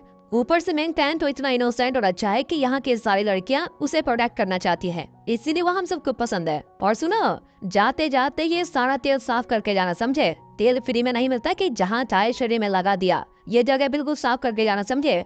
और ये क्या वो चली जाती है। बायूनो उसके पीछे जाने लगता है कि तभी तेल पर पैर रखता है और फिसल कर धड़ करके नीचे गिरता है। फिर एमएमए क्लब को दिखाते हैं, जो फेंगू का क्लब है। मिंगटैन भी वहाँ पर बैठा होता है, लगता है उसने भी क्लब ज्वाइन कर लिया है। तभी ट्रेनर बताते हैं कि एमएमए सबको सीखना चाहिए क्योंकि ये मिक्स्ड मार्शल आर्ट्स है। इस आर्ट में फेंगू एक एक्सपर्ट है और वो अब तुमको डेमो देगी। अब डेमो के लिए वो एक वॉलंटियर को बुलाते हैं, लेकिन सब एक दूसरे को देखने लगते हैं। इतने बायूनो हाथ उठाता और कहता है मैं फाइट करूंगा। अब वो फेंगू के पास आकर कहता है कि कॉलेज के पहले दिन मैं रेडी नहीं था, इसलिए तुम मुझको उठाकर पटना गई थी, लेकिन आज मैं ऐसा नहीं होने दूंगा। वो ऐसा कह रहा होता है कि फेंगू उसी वक्त उसे उठाकर धड़ से जमीन पर पटक देती है और दोबारा उसकी नाक कट जाती है। अब ट्रेनर किसी और को बुलाते हैं, लेकिन बायूनो कहता है कि सर, और किसी के बजाय मैं फिर से ट्राई करना चाहता हूँ। और एक ट्राई करने से तो रहा, ऊपर से लगातार फेंगू की मार खाता रहता है। फेंगू का डेमो देखकर मिंगटैन बड़ा ही आश्चर्य होता है और तालियां बजाने लगता है। अब मिया और जियामी बुक्स पढ़ रही होती है, दोनों रिसर्च कर रही होती है कि बातों बातों में किसी को कैसे कन्विंस करना है। वो दोनों मिंगटैन को बॉक्सिंग ट्रेनिंग और मैच के लिए कन्विंस करना चाहती है। इतने में मिंगटैन आता है और उसको देखकर मिया एकदम से उछलने लगती है, लेकिन जियामी उसको चुप कहकर कहती है कि अब उससे बात करना बेकार है, पहले बुक्स पढ़कर फिर उसको कन्विंस करेंगे। अब ये कहकर दोनों तेजी से भागने लगती है। मिंगटैन उनका पीछा करता है और आखिर उनको ब्लॉक कर लेता है। अब ये कहते हैं कि अरे वाह, तुम फाइट नहीं करते लेकिन बहुत तेज भाग लेते हो। और तो मिंगटैन उनको एक पेपर दिखाकर कहता है कि इसमें मेरी क्लासेस का टाइम है और उसके बाद मेरी पार्ट टाइम जॉब का टाइम लिखा हुआ है। इन दोनों के बाद जो भी टाइम बचेगा आप मुझे उस टाइम पर ट्रेनिंग दे सकते हैं। और ये सुनकर तो दोनों सीनियर्स बड़े दंग रह जाते हैं कि तुम बोल क्या रहे हो। फिर मिंग टैन चला जाता है। अब इन दोनों में डिस्कशन होता है कि कहीं इसने पी तो नहीं रखी, तब ये ऐसी फालतू बातें कर रहा है, लगता है नशे में बड़बड़ा रहा था। फिर दोनों उस पेपर को देखती हैं तो उसमें कोई फ्री टाइम ही नहीं होता। लगता है Ming tan round the clock कोई ना कोई काम करता ही रहता है। और अब दोनों कंफ्यूज होते हैं कि इसे ट्रेनिंग किस टाइम पर देनी है। इस बारे में वो काफी सोच रहे होते हैं। और तभी मिया टाइम टेबल को बड़ी बारीकी से रिसर्च करके देखती है और बड़ी मुश्किल से उसको एक फ्री टाइम मिल जाता है। और फिर वो खुशी से उछलती है कि इस टाइम में मैं उसको ट्रेन करूंगी। अब इस पर जाओमी कहती है कि नहीं नहीं, उसको मैं ही ट्रेन करूंगी। और इस तरह ये दोनों झगड़ने लगती है। अब मिंग टैन आइसक्रीम शॉप पे रैबिट के बेस में काम कर रहा होता है। तभी वो फेंग्यू को आते हुए देखता है और वो तुरंत चेक करता है कि शॉप में स्ट्रॉबेरी आइसक्रीम है या नहीं। लेकिन वहाँ पर एक आइसक्रीम बची होती है और वो काउंटर को मैनेज करती हुई लड़की से कहता है कि वो इकलौती स्ट्रॉबेरी आइसक्रीम किसी और को ना दे और उसको फेंग्यू के लिए रिजर्व करके रखे। और वो बेचारे भी मान जाती है। फिर मिंग टैन बाहर जाकर नोटिस मारने लगता है। अब फेंग्यू आकर स्ट्रॉबेरी आइसक्रीम मांगती है तो काउंटर पर खड़ी लड़की कहती है कि सिर्फ एक ही आइसक्रीम बची हुई है। आप बहुत ही खुशकिस्मत हैं जो ऐन वक्त पर आ गई, वरना तो मिलती नहीं आपको। बाहर जो रैबिट के बेस में नोटिस मारता है उसी ने आपके लिए आइसक्रीम रिजर्व करके रखी थी। अब ये सुनकर फेंग्यू बड़ी हैरान होकर रैबिट को देखने लगती है और फिर उस आइसक्रीम को बहुत ही मजे लेकर खाती है। लेकिन वो अब भी नहीं जानती कि रैबिट सच में मिंग टैन ही है। लेकिन मिंग टैन फेंग्यू को छुप कर देखता रहता है और उसे खुश देखकर खुद भी खुश होता है। अब अगले सीन में दिखाते हैं तो सुनहाओ और जाओमे के पापा एक बॉक्सिंग रिंग में खूब लड़ रहे होते हैं। जाओमे के पापा एक्सपर्ट्स वाले मूवमेंट्स करके सुनहाओ को हरा देते हैं और सुनहाओ को विश्वास ही नहीं होता और पूछता है कि ये मूवमेंट्स आपको किसने सिखाए। इन मूवमेंट से तो आप बॉक्सर को आराम से हरा सकते हैं। अब जाओमे के पापा कहते हैं कि ये तो कुछ भी नहीं है, मेरे एक सीनियर हुआ करते थे और उन्होंने मुझे ये मूवमेंट सिखाए थे। लेकिन बदकिस्मती से अचानक वो चल बसे। अब इस दुनिया में इस मूवमेंट को सिर्फ मैं ही जानता हूँ। और दोस्तों यहाँ पर हम गैस कर सकते हैं कि ये शायद मिंग टैन के पापा की बात कर रहे होंगे। लेकिन ये सच है या नहीं इसका तो हमें बाद में पता चलेगा। अब सुनहाओ भी उस मूवमेंट को सीखना चाहता है और जाओमे के पापा कहते हैं कि मैं तुमको सिखाऊंगा, लेकिन इसमें कुछ कंडीशन भी है। तब जाओमी वहाँ पर आ जाती है। अब सुनहाओ को देखकर पूछती है कि तुम यहाँ क्यों आए हो। सुनहाओ कहता है कि तुम्हारे कॉलेज के टूर्नामेंट में मैं भी पार्टिसिपेट कर रहा हूँ, इसलिए तुम्हारे पापा से ट्रेनिंग लेने आया हूँ। अब वो अपने पापा को बड़े गुस्से से देखती है और बड़ा ही गुस्सा करती है। लेकिन वो कहते हैं कि ये तो तुम्हारा ही आइडिया था कि मैं स्टूडेंट्स को ट्रेन करके पैसे कमाऊं। अरे वो तो ठीक है पापा, लेकिन आप मेरे अपोनेंट को ही ट्रेन करेंगे क्या। अरे बेटा वो तुम्हारा अपोनेंट हो सकता है, मेरा तो नहीं।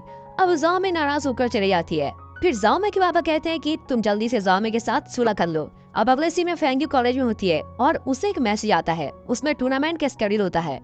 फेंग्यू का प्लान था कि मिंग टैन डायरेक्टली फाइनल में उससे मुकाबला करे, लेकिन इस स्केड्यूल के अनुसार मिंग टैन को कई क्वालिफाइंग मैच खेलने होंगे और तभी जाकर वो फाइनल में पहुंच पाएगा। और ये देखकर फेंग्यू बड़ी चौंक जाती है कि ये जीतेगा कैसे। अब ये शेड्यूल नोटिस बोर्ड पर भी लगा होता है और सुनहाओ और अकुरु उसको देख रहे होते हैं। अकुरु कहता है कि गुरु हम दोनों ग्रुप ए में हैं, इसलिए हमारे मैचेस में आप मुझको धीरे से मारना, ओके। और फिर मिंग टैन का नाम देखकर वो कहता है कि ये लड़का एकदम बेकार है, बॉक्सिंग के बारे में कुछ भी नहीं जानता, पता नहीं ये इस टूर्नामेंट में कैसे आ गया। अब सुनहाओ पूछता है कि क्या तुम मिंग टैन को जानते हो। और अकुरु कहता है कि जानता हूँ, वो मेरे साथ ही हाई स्कूल में पढ़ता था। दरअसल वो मेरे साथ ही बैठता था और मेरा स्कूल बैग भी वही उठाता था। और तभी मिंग टैन वहाँ से गुजरता है और अकुरु उसको बुलाता है, लेकिन वो इग्नोर करके चला जाता है। अब अकुरु भागकर उसको रोकता है और कहता है कि कल की मार भूल गए क्या बच्चू, घुटनों पर बैठकर तुम कल गिड़गिड़ा रहे थे कि छोड़ दो और आज इतना एटीट्यूड कैसे दिखा रहे हो। और तभी कोई आकर उसकी उंगली बढ़ता है। ओह ये तो फेंग्यू निकली। वो गुस्से में कहती है कि मिंग टैन पर हाथ रखने की तुम्हारी हिम्मत कैसे हुई। जेंगजी कॉलेज का रूल है कि हम अपनी पावर बाहर के लोगों पर यूज नहीं कर सकते। अगर ऐसा किया तो हमें बहुत ही खतरनाक पनिशमेंट दिया जाता है, और अगर ये रूल नहीं होता तो इस वक्त तुम्हारी उंगली टूट जाती, समझे। अब उसके धमकी को सुनकर सुनहाओ अकुरु की तरफ से माफी मांगता है और मिंग टैन भी फेंग्यू को शांत करता है और कहता है कि तुम टेंशन मत लो, इस प्रॉब्लम को मैं खुद ही सॉल्व कर लूंगा। वैसे मैं भी ग्रुप ए में हूँ और बॉक्सिंग की ट्रेनिंग ले रहा हूँ, इसीलिए इसे मैच में मैं देख ही लूंगा। और ये कहकर मिंग टैन चला जाता है। अब सुनहाओ अपने कॉलेज में लौटता है और वो अकुरु को बुलाकर वार्निंग देता है कि आइंदा किसी के साथ ऐसी हरकत की तो मैं खुद ही तुमको मार डालूंगा।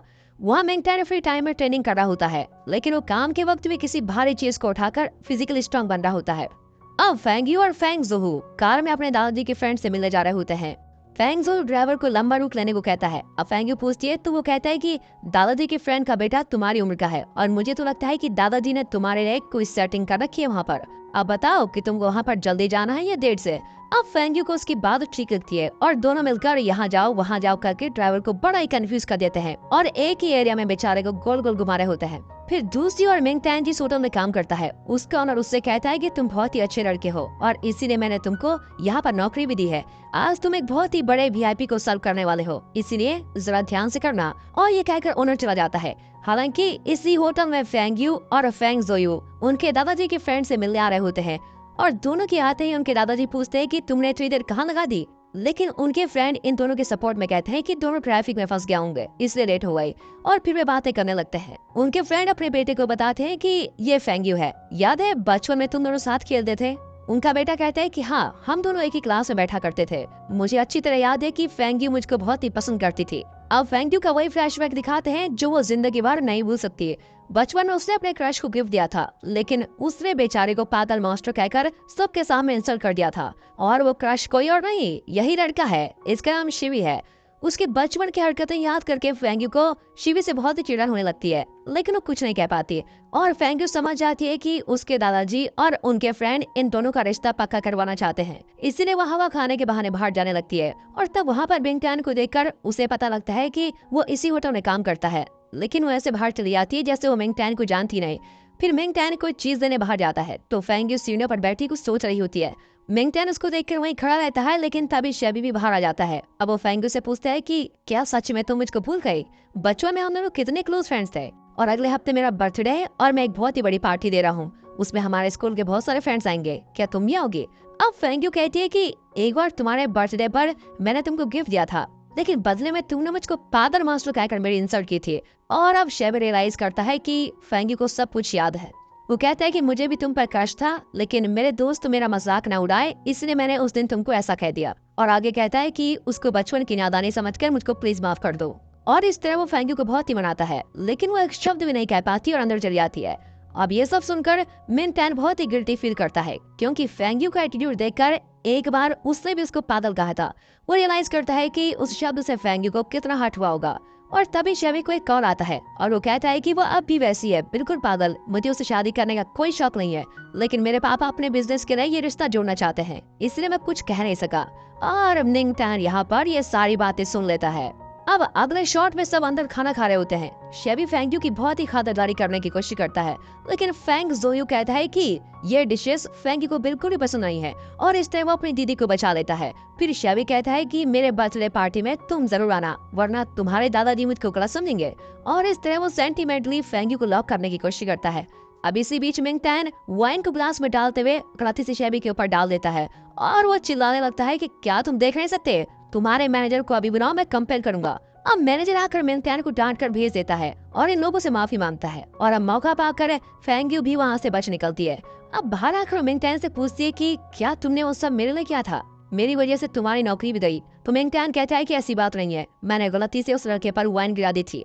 तभी वो कहते हैं कि सुन बेटा मिंग टैन, मैं एक एमएमए बॉक्सर हूँ और तुम्हारे हर मूवमेंट का क्या मतलब है ये मैं खूब जानती हूँ, तो अब बताओ तुमने ऐसा क्यों किया। तब मिंग टैन अपना दिल खोल कर कहता है कि मैंने अभी तुमको समझा है, एक बार मैंने भी तुमको पागल कहकर तुम्हारा दिल दुखाया था और मुझे नहीं पता था कि इस शब्द की वजह से तुम बचपन से लेकर आज तक किसी से ठीक से बात नहीं करती और अंदर ही अंदर घुटती हो। मैंने तुम्हें दुख पहुंचाया है, इसलिए प्लीज मुझे माफ कर दो। और तो फेंग यू जरा स्माइल करके कहती है कि ठीक है माफ किया, लेकिन तुम्हारी नौकरी तो चली गई, इसका क्या करेंगे?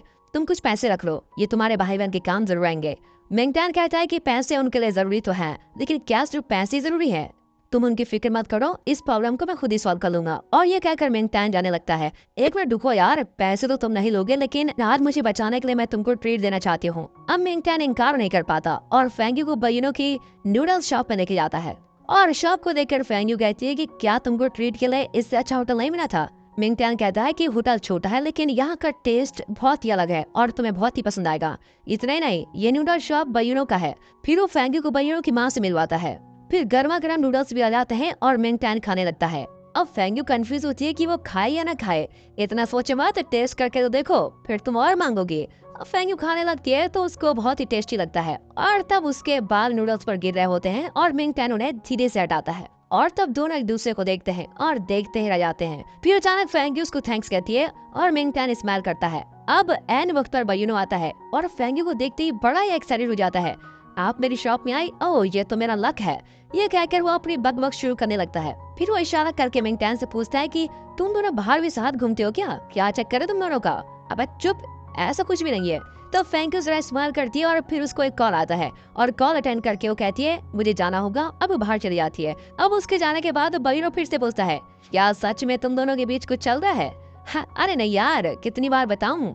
अच्छा तो तुम भी सुन लो, वो मेरी क्रश है, क्या तुम इस मामले में मेरी मदद करोगे? अब मिंगटैन भी ओके कह देता है। फिर घर आकर भी फेंगयू के सामने नूडल शॉप का वही सीन चल रहा होता है जब मिंगटैन ने उसके बाल हटाए थे, लेकिन यहाँ कप भर जाता है और वो पानी डालती रहती है। अब ये देखकर फेंगजोई पूछता है कि तुम कौन से ड्रीम वर्ल्ड में हो दीदी? होटल से तुम बिना खाए चली आई, क्या तुम्हारे लिए कुछ बनाऊं? नहीं फेंगजोई, मैंने डिनर कर लिया है, मिंगटैन मुझको बाहर लेके गया था। और अब फेंगजोई ठहरा एक जीनियस, वो माइंड में पूरी कैलकुलेशन करके एकदम ठीक बता देता है कि उस दिन ऑफिस में जो फूड डिलीवरी वाला लड़का आया था वही है ना तुम्हारा मिंगटैन। तुमने कहा था कि वो कॉलेज में तुम्हारा जूनियर है। मैं समझ गया। तो उसने जानबूझकर इस छवि पर वाइन गिराया था। और ये सुनकर फेंगयू को शर्म आ जाती है और वो कहती है कि तुमने ज्यादा स्मार्ट बनने की कोशिश की तो मैं तुम्हें कार्ड्स खेलने नहीं बुलाऊंगी और फिर तुम मेरी मार खाते रहोगे, समझे? नहीं बाबा, स्मार्ट नहीं बनूंगा, लेकिन अगली बार तुम दोनों बाहर जाओ तो मुझे भी साथ ले जाना। मैंने उस दिन उसे बहुत ही बुरा बना कह दिया था, इसीलिए मुझको जीजा जी से मिलना है और उनको सॉरी भी कहना है। अब यहाँ मिंगटैन का वही हाल होता है, वो फेंगयू के बारे में सोच सोच कर पागल हो रहा होता है। बयूनो के होटल को दिखाते हैं। उसकी माँ कहती है कि कल जो लड़की मिंगटैन के साथ यहाँ आई थी वो तुम्हें बहुत पसंद है ना? मम्मी आपको कैसे पता चला? माँ तुम बहुत ही स्वीट हो। बेटा मैं इस होटल में कई कपल्स को देखती हूँ, उनका बिहेवियर देखकर मुझे पता चल जाता है कि वो लोग सच में प्यार करते हैं या यूं ही टाइम पास कर रहे हैं। कल मिंगटैन और वो लड़की यहाँ आए थे ना, तो उनको देखते ही मुझे पता चल गया था कि वो दोनों एक दूसरे से बहुत प्यार करते हैं। उनकी आंखों में ये साफ साफ नजर आ रहा था। लेकिन बयूनो कहता है कि मम्मी ऐसा कुछ भी नहीं है, फेंगयू मिंगटैन को बिल्कुल भी पसंद नहीं करती क्योंकि वो तो किसी से ठीक से बात भी नहीं करता। लेकिन मेरी और फेंगयू की जोड़ी खूब रहेगी ना, है ना माँ? हम दोनों तो एकदम मेड फॉर ईच अदर बने हैं। अरे सुन बेटा, दिन में सपने देखना छोड़ दे और काम पे जा, ये कहकर उसकी माँ चली जाती है। अब अगले शॉट में मिंगटैन को दिखाते हैं जो टूर्नामेंट के बारे में डिटेल्स देखने लगता है। वो देखता है कि इस रिंग के अंदर फाइट करना होता है और इसमें किसी भी तरह के पंचेस अलाउड नहीं है। अब ये सब देखकर वो जरा डर जाता है। तब मिया और ज़ोमी आकर कहती है कि तुम घबराओ मत, वैसे तो तुम बहुत तेज भागते हो, इसलिए तुम्हारा वो स्टैमिना यूज करके तुम अपोनेंट को लगातार डोज कर सकते हो और जब वो थक जाएगा तो तुम उस पर अटैक करना शुरू कर देना और हम तुम्हें इस बारे में ट्रेनिंग भी देंगे, तुम टेंशन मत लो। और अब इस तरह ट्रिक्स बताने के बाद उन दोनों में फाइटिंग शुरू हो जाती है। एक कहती है मैं मिंगटैन को ट्रेन करूंगी और दूसरी कहती है नहीं नहीं मैं ही मिंगटैन को ट्रेन करूंगी। लेकिन मिंगटैन इस तरह के ट्रिक्स यूज करके नहीं जीतना चाहता, वो एकदम प्रॉपर बॉक्सिंग करना चाहता है जो एकदम फेयर हो। अब दिखाते हैं तो मिंगटैन के भाई और बहन कराटे क्लास में होते हैं। छोटू बहुत ही अच्छी तरह से ट्रेन हो रहा होता है। उसका मास्टर कहता है तुम तो बहुत ही टैलेंटेड हो। वो कहता है कि मैं भी अपने भाई की तरह ज़ेंगजी स्पोर्ट्स कॉलेज को ज्वाइन करूंगा और यही मेरा लक्ष्य है। और ये कहकर वो वापस प्रैक्टिस करने लगता है। तभी एक लड़का आकर छोटू से कहता है कि उस कॉलेज में ज्वाइन करना कोई मामूली बात नहीं है, वहाँ मुझे एडमिशन दिलवाने के लिए तो मेरे पापा ने अभी से मेरे लिए एक पर्सनल ट्रेनर अरेंज किया है। तुम्हारे पास तो ट्रेनर भी नहीं है, फिर तुम ज़ेंगजी कॉलेज कैसे जा सकते हो? अब छोटू कहता है कि मैं तो उस कॉलेज की बॉक्सिंग क्वीन को भी जानता हूँ, वो मुझे जरूर ट्रेन करेगी। क्या तुम ज़ेंगजी कॉलेज की क्वीन यानी फेंगयू को जानते हो? झूठ मत बोलो। इतने में उसकी बहन कहती है कि फेंगयू तो हमारे घर में भी आई थी, वो हमारे साथ मिलकर खेली भी थी, समझे? लेकिन वो लड़का इन पर विश्वास ही नहीं करता और कहता है कि तुमने तो एक बार यूं भी कहा था कि तुम्हारे पेरेंट्स फॉरेन में है, लेकिन सच तो यह है कि वो दोनों मर गए हैं। तुम दोनों हर बात पे झूठ बोलते हो तो ये बात भी झूठी होगी। तो छोटू कहता है क्या तुमने मुझे झूठा कहा? और ये कहकर छोटू उससे खूब लड़ने लगता है। तब मास्टर आकर उनको रोकता है तो वे मास्टर को सारी बातें बताते हैं। फिर मास्टर छोटू से कहता है कि अगर तुम खुद प्रैक्टिस करके बड़े कराटे चैंपियन बन जाओगे तो तुम्हें फेंगयू का नाम यूज नहीं करना पड़ेगा। छोटू कहता है नहीं सर, मैं सच में फेंगयू को जानता हूँ और ये कहकर वो गुस्से में बाहर भाग जाता है। अब अगले शॉट में जियाओ फैंग को दिखाते हैं जो सुनहाओ को मूवी के लिए बुलाती है, लेकिन सुनहाओ कहता है कि मुझे जरूरी काम है और मैं जा रहा हूँ। दोस्तों अब एक नई कैरेक्टर आती है जिसका नाम टिम है और उसको सुनहाओ पर क्रश होता है। दोस्तों आप लोग याद कर लीजिए कि किसको किस पर क्रश है वरना बहुत ही कंफ्यूजन हो जाएगी। यहाँ मिंगटैन और उसके फ्रेंड्स खाना खा रहे होते हैं, तभी फेंगयू वहाँ पर आती है। सब पूछते हैं कि तुम तो कभी हमारे साथ खाना ही नहीं खाती थी और आज अचानक यहाँ कैसे आ गई? तो फेंगयू कहती है कि मुझे भी प्रिंसिपल ने मिंगटैन को ट्रेन करने को कहा है। फिर वो बैठकर खाने लगती है और मिंगटैन से कहती है कि तुम ये वाले फूड्स खाया करो क्योंकि इनमें ज्यादा प्रोटीन होता है। और ये सुनकर मिया को बहुत ही जलन होती है कि ये उसको सिखा रही है। वो कहती है कि मिंगटैन को ये सब बिल्कुल ही पसंद नहीं है और वो शर्मा रहा है तुम्हारी बातों को सुनकर। और तभी बयूनो अपना मुंह खोल देता है और कहता है कि ये कब से शर्माने लगा, कल ही तो ये दोनों मेरे होटल में नूडल्स खाने आए थे। अब ये सुनकर तो मिया और ज़ाओमी को करंट वाला शॉक लगता है। यार तुम मुझे छोड़कर नूडल्स खाने चले गए। मिया को ज्यादा ही शॉक लग जाता है। मिंग टैन सोचता है कि यार कोई इस बयूनू के मुंह पर ताला लगाओ, ये तो सब कुछ बता रहा है। फिर मिंग टैन कहता है कि नहीं, हम दोनों अलग अलग गए थे, लेकिन वहाँ पर बाय चांस मिल गए। लेकिन बयूनू का मुंह उसके कंट्रोल में नहीं होता और वो फिर से कहता है कि तुमने तो कहा था कि फेंगू तुम्हें किसी चीज की ट्रीट देने आई है। और ये सुनकर मिया का चेहरा तो देखिए दोस्तों कैसा हो गया है। एंड वक्त पर मिंग टैन को छोटू के कराटे मास्टर का कॉल आता है और वो छोटू के बारे में सब कुछ कहता है। फिर मिंग टैन तुरंत वहाँ से भाग जाता है। अब वो घर पर छोटू को ढूंढता है, लेकिन वो कहीं पर नहीं मिलता। फिर वो उन सारी जगहों पर ढूंढता है जहाँ छोटू नॉर्मली जाता था। आखिर में वो ग्राउंड में जाकर भी उसको तलाशता है, लेकिन उसका कहीं पता नहीं चलता। अब मिंग टैन बहुत ही घबरा जाता है कि मेरा भाई गया कहाँ। वह दिखाते हैं तो फेंगू कॉलेज खत्म करके घर जाने के लिए निकल रही होती है कि तभी छोटू आ जाता है। अब फेंगू नहीं जानते कि मिंग टैन इसको ढूंढ रहा है, इसलिए वो पूछती है कि क्या तुम अपने भाई को ढूंढ रहे हो। वो कहते नहीं, मैं तो आपसे मिलने आया हूँ। अच्छा, मुझसे मिलने आए हैं, तो ठीक है, बताइए आपको क्या चाहिए। और इस तरह वो बड़े प्यार से पूछती है। छोटू कराटे क्लास की सारी बातें उसको बताता है और कहता है कि कोई मान ही नहीं रहा कि आप मेरी फ्रेंड है। क्या आप मेरे साथ आकर उनको बता सकती हैं कि मैं झूठ नहीं बोल रहा था। और अब फेंगू कराटे क्लास पहुंच जाती है और कहता है कि छोटू सच में मेरा फ्रेंड है। फिर वो मास्टर से कहती है कि छोटू से गलती हो गई, प्लीज उसे माफ कर दीजिए। फिर वो छोटू से कहती है कि तुम मास्टर से माफी मांगो। अब वो भी माफी मांगने लगता है। तभी उसकी बहन कहती है कि उस लड़के ने छोटू को तो झूठा भी कहा था। अब फेंगू उस बच्चे के पास आकर कहती है कि अब तो तुमको बिलीव हो गया ना बेटा कि छोटू सच कह रहा था। और फिर वो बच्चा एकदम क्यूटली सा हिलाता है, हाँ ठीक है। और फेंगू उसको समझाती है कि अगर कोई तुमको झूठा कहे तो तुमको कैसा लगेगा। बिल्कुल वैसा ही छोटू को भी हर्ट हुआ था। ये सुनकर वो लड़का छोटू से माफी मांगता है और दोनों हाथ मिलाकर फिर से दोस्ती कर लेते हैं। अब फेंगू एक मार्कर से उस लड़के के हाथ में अपना सिग्नेचर भी देती है। फिर वो मास्टर से कहती है कि मुझे ये बच्चे बहुत ही अच्छे लगे और मैं महीने में एक बार आकर इनको ट्रेन जरूर करूंगी। मास्टर भी हाँ कर देते हैं और बच्चों को तो डबल खुशी हो जाती है। इतने में मिंग टैन वहाँ जाता है और ये सब देखकर बहुत ही खुश होता है। अब सारे बच्चे फेंगू का ऑटोग्राफ ले रहे होते हैं। देखा, इतनी फेमस है हमारी फेंगू, वो इस सिटी की सबसे एक्सपर्ट एमएमए बॉक्सर है और इसीलिए सब उसे बॉक्सिंग क्वीन के नाम से जानते हैं। वहाँ सुनहाओ और जॉमी के पापा बैठकर बातें कर रहे होते हैं।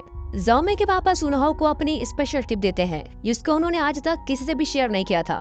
सुनहाओ को अपनी बॉक्सिंग मूवमेंट सिखाने के लिए जॉमी के पापा ने 3 कंडीशन बताए थे। पहली कंडीशन तो यह है कि सुनहाओ को जॉमी से प्यार करना होगा और यही उनकी सबसे इम्पोर्टेंट कंडीशन थी, क्योंकि वो जानते हैं कि सुनहाओ दिल का बहुत ही अच्छा है। लेकिन सुनहाओ उस कंडीशन को रिजेक्ट कर देता है और कहता है इस कंडीशन के बिना आप मुझको मूवमेंट्स नहीं सिखाएंगे क्या। अब पापा शक होकर पूछते हैं कि क्या तुम जॉमी को पसंद नहीं करते।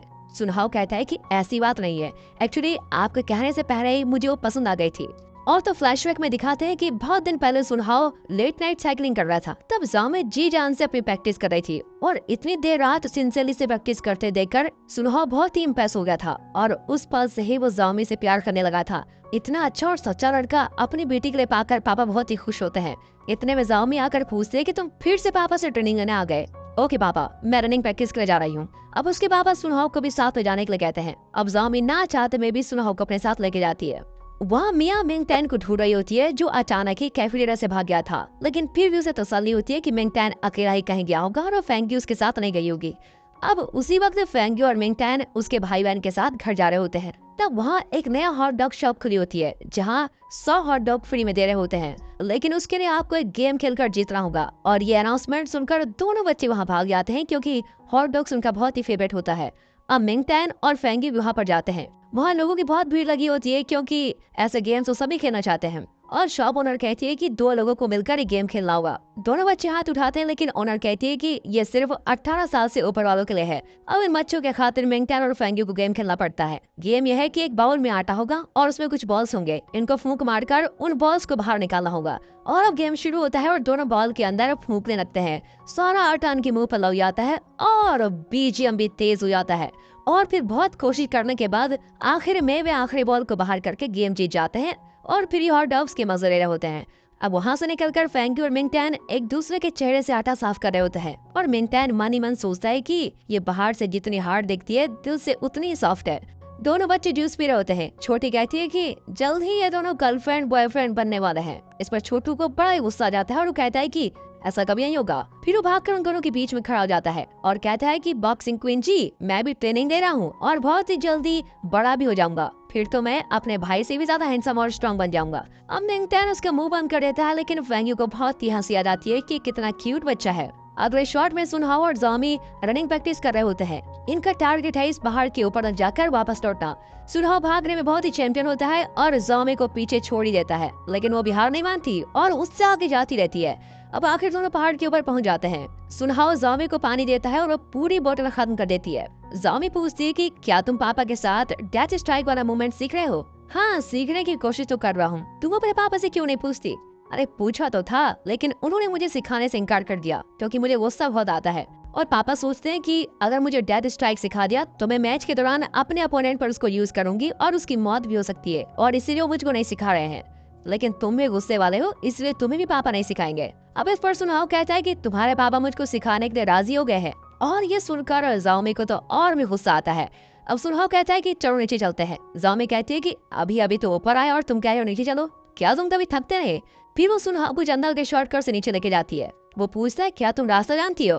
अरे डरो मत, मुझे सारे रास्ते पता है। ये कहकर वो आगे जाती है, लेकिन कुछ ही देर में उसकी गर्दन पर एलर्जी होने लगती है।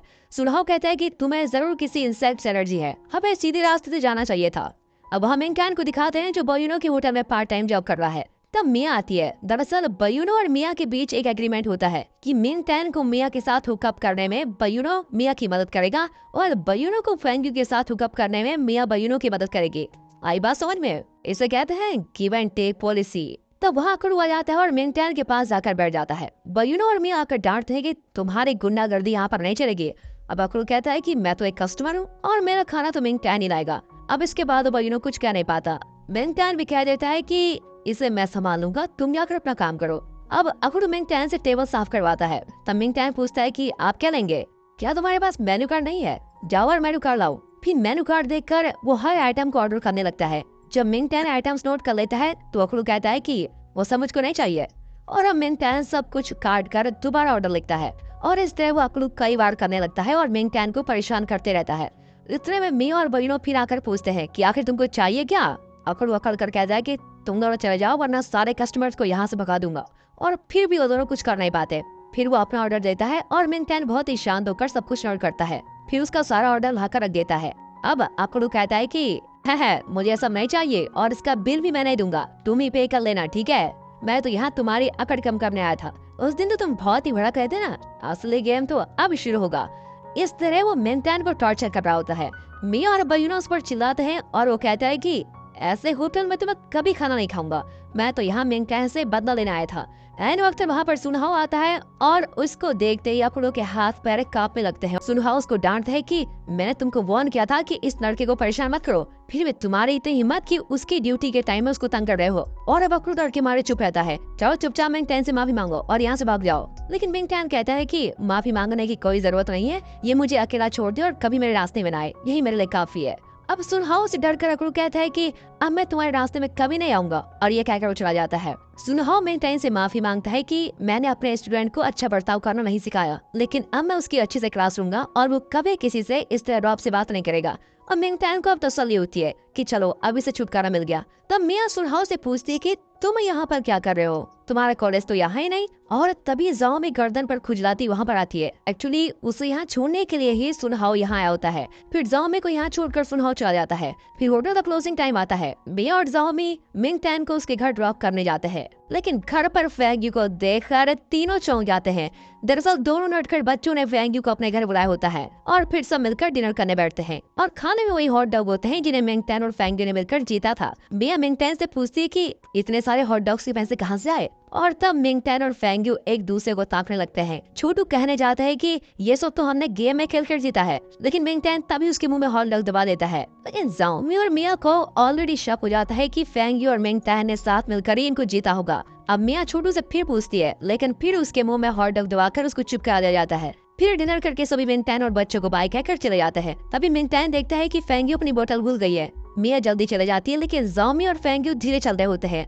ज़ाओमी कहती है कि आजकल तुम्हारा बिहेवियर मुझे अजीब लग रहा है, तुम हमारे साथ कॉलेज कैंटीन में कभी नहीं आती थी, लेकिन आजकल मिंग-टैन के साथ कैंटीन में बैठकर लंच भी करती हो। वाह, हमें देखकर तो कभी हंसती में ही थी, लेकिन मिंग-टैन को देखकर तो हंस उसकी बातें भी करती हो। कुछ है क्या तुम्हारे बीच में? और अपने घर से तुम कभी बाहर नहीं निकलती थी, लेकिन अब देखो मिंग-टैन के घर तक आ पहुंची।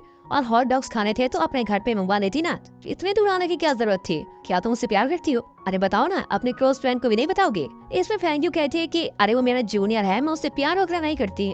अच्छा जूनियर है? कॉलेज में भले ही वो तुम्हारा जूनियर है, लेकिन हाई स्कूल के बाद वो 3 साल घर पे बैठा रहा, मतलब ये कि तुम उससे 1 साल छोटी हो। तो फैंग यू कहती है छोटी हो तो क्या हुआ, वो मेरे बराबर का तो है नहीं। अगर हम दोनों के बीच बॉक्सिंग मैच हुआ ना तो मेरे सामने 30 मिनट भी नहीं टिक पाएगा। एक बात समझ लो, मुझे वो बिल्कुल भी पसंद नहीं है और न ही कभी पसंद आएगा।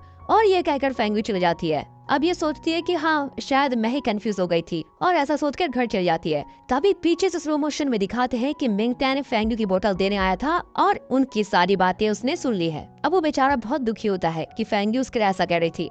अगर आप किसी से बहुत प्यार करते हैं और वो आपके पीछे पीछे इस तरह की बातें करे तो आपको कितना हर्ट होगा, है ना? मिंग टैन भी बहुत ही हर्ट हो जाता है। घर में बच्चे मिंग टैन से पूछते हैं कि फैंग यू को बोतल क्यों नहीं दिया, तो मिंग टैन बहुत ही मायूस होकर कहता है कि अब वो हमसे बहुत दूर जा चुकी है और इसीलिए मैं उसको नहीं दे पाया। फिर उसको ख्याल आता है कि जब फैंग यू पहली बार घर आई थी तो इस घर को अजीब तरीके से देख रही थी। इतना ही नहीं, उसने चाय पीने से भी मना कर दिया था, शायद इसीलिए वो अपनी बोतल में ड्रिंक लेकर आई थी। और इस तरह ऐसा सोचकर वो बहुत ही बुरा फील कर रहा होता है। अब अगले दिन कॉलेज में फैंग यू सबसे पहले लाइब्रेरी जाती है। बाकी स्टूडेंट्स कहते हैं कि हमारे क्वीन बॉक्सिंग में फर्स्ट तो है ही, साथ ही पढ़ाई में भी नंबर 1 है। अभी तो लाइब्रेरी में जाकर बुक्स पढ़ती है, लेकिन दोस्तों अंदर बात कुछ और ही होती है। प्यार कैसे करना चाहिए, क्या मुझे प्यार हो गया है, प्यार के साइड इफेक्ट्स क्या है? फैंग यू ऐसी बुक्स चुनकर अपना जनरल नॉलेज को बढ़ा रही होती है। अब वो सोचने लगती है कि मिंग टैन से मैं अट्रैक्ट क्यों हो रही हूँ, और फिर लव से रिलेटेड कुछ बुक्स उठाकर वो चुपचाप पढ़ने लगती है। तभी एंड वक्त पर मिंग टैन वहाँ पर आता है। उसको अचानक देखते ही फैंग यू चिल्ला देती है और नर्वस होकर बुक छुपा लेती है। फिर वो कहती है मैं एक इम्पोर्टेंट रिपोर्ट लिख रही थी, तुम्हें क्या चाहिए बताओ जल्दी। मिंग टैन कहता है कि तुमने जो साइकिल मुझे दी है मैं उसके बारे में बात करने आया हूँ। अब इस पर फैंग यू झट से कह देती है चाहे कुछ भी हो जाए मैं साइकिल वापस नहीं लूंगी और उसके बारे में बात मत करना। वो ये सब बड़ी टेंशन में कैदी होती है। तो मिंग टैन कहता है कि साइकिल वापस मत लो, लेकिन वो बहुत ही महंगी है, इसलिए उसके बदले में मैं तुम्हारा कोई भी काम करना चाहता हूँ। लेकिन वो कहती है कि मुझे तुम्हारी सर्विस की कोई जरूरत नहीं है। तो वो कहता है कि हाँ मैं जानता हूँ कि तुम्हारे पास सब कुछ है, लेकिन फिर भी अगर तुम्हें किसी काम की जरूरत पड़े तो मुझको बता देना, मैं हर काम को करने को तैयार हूँ।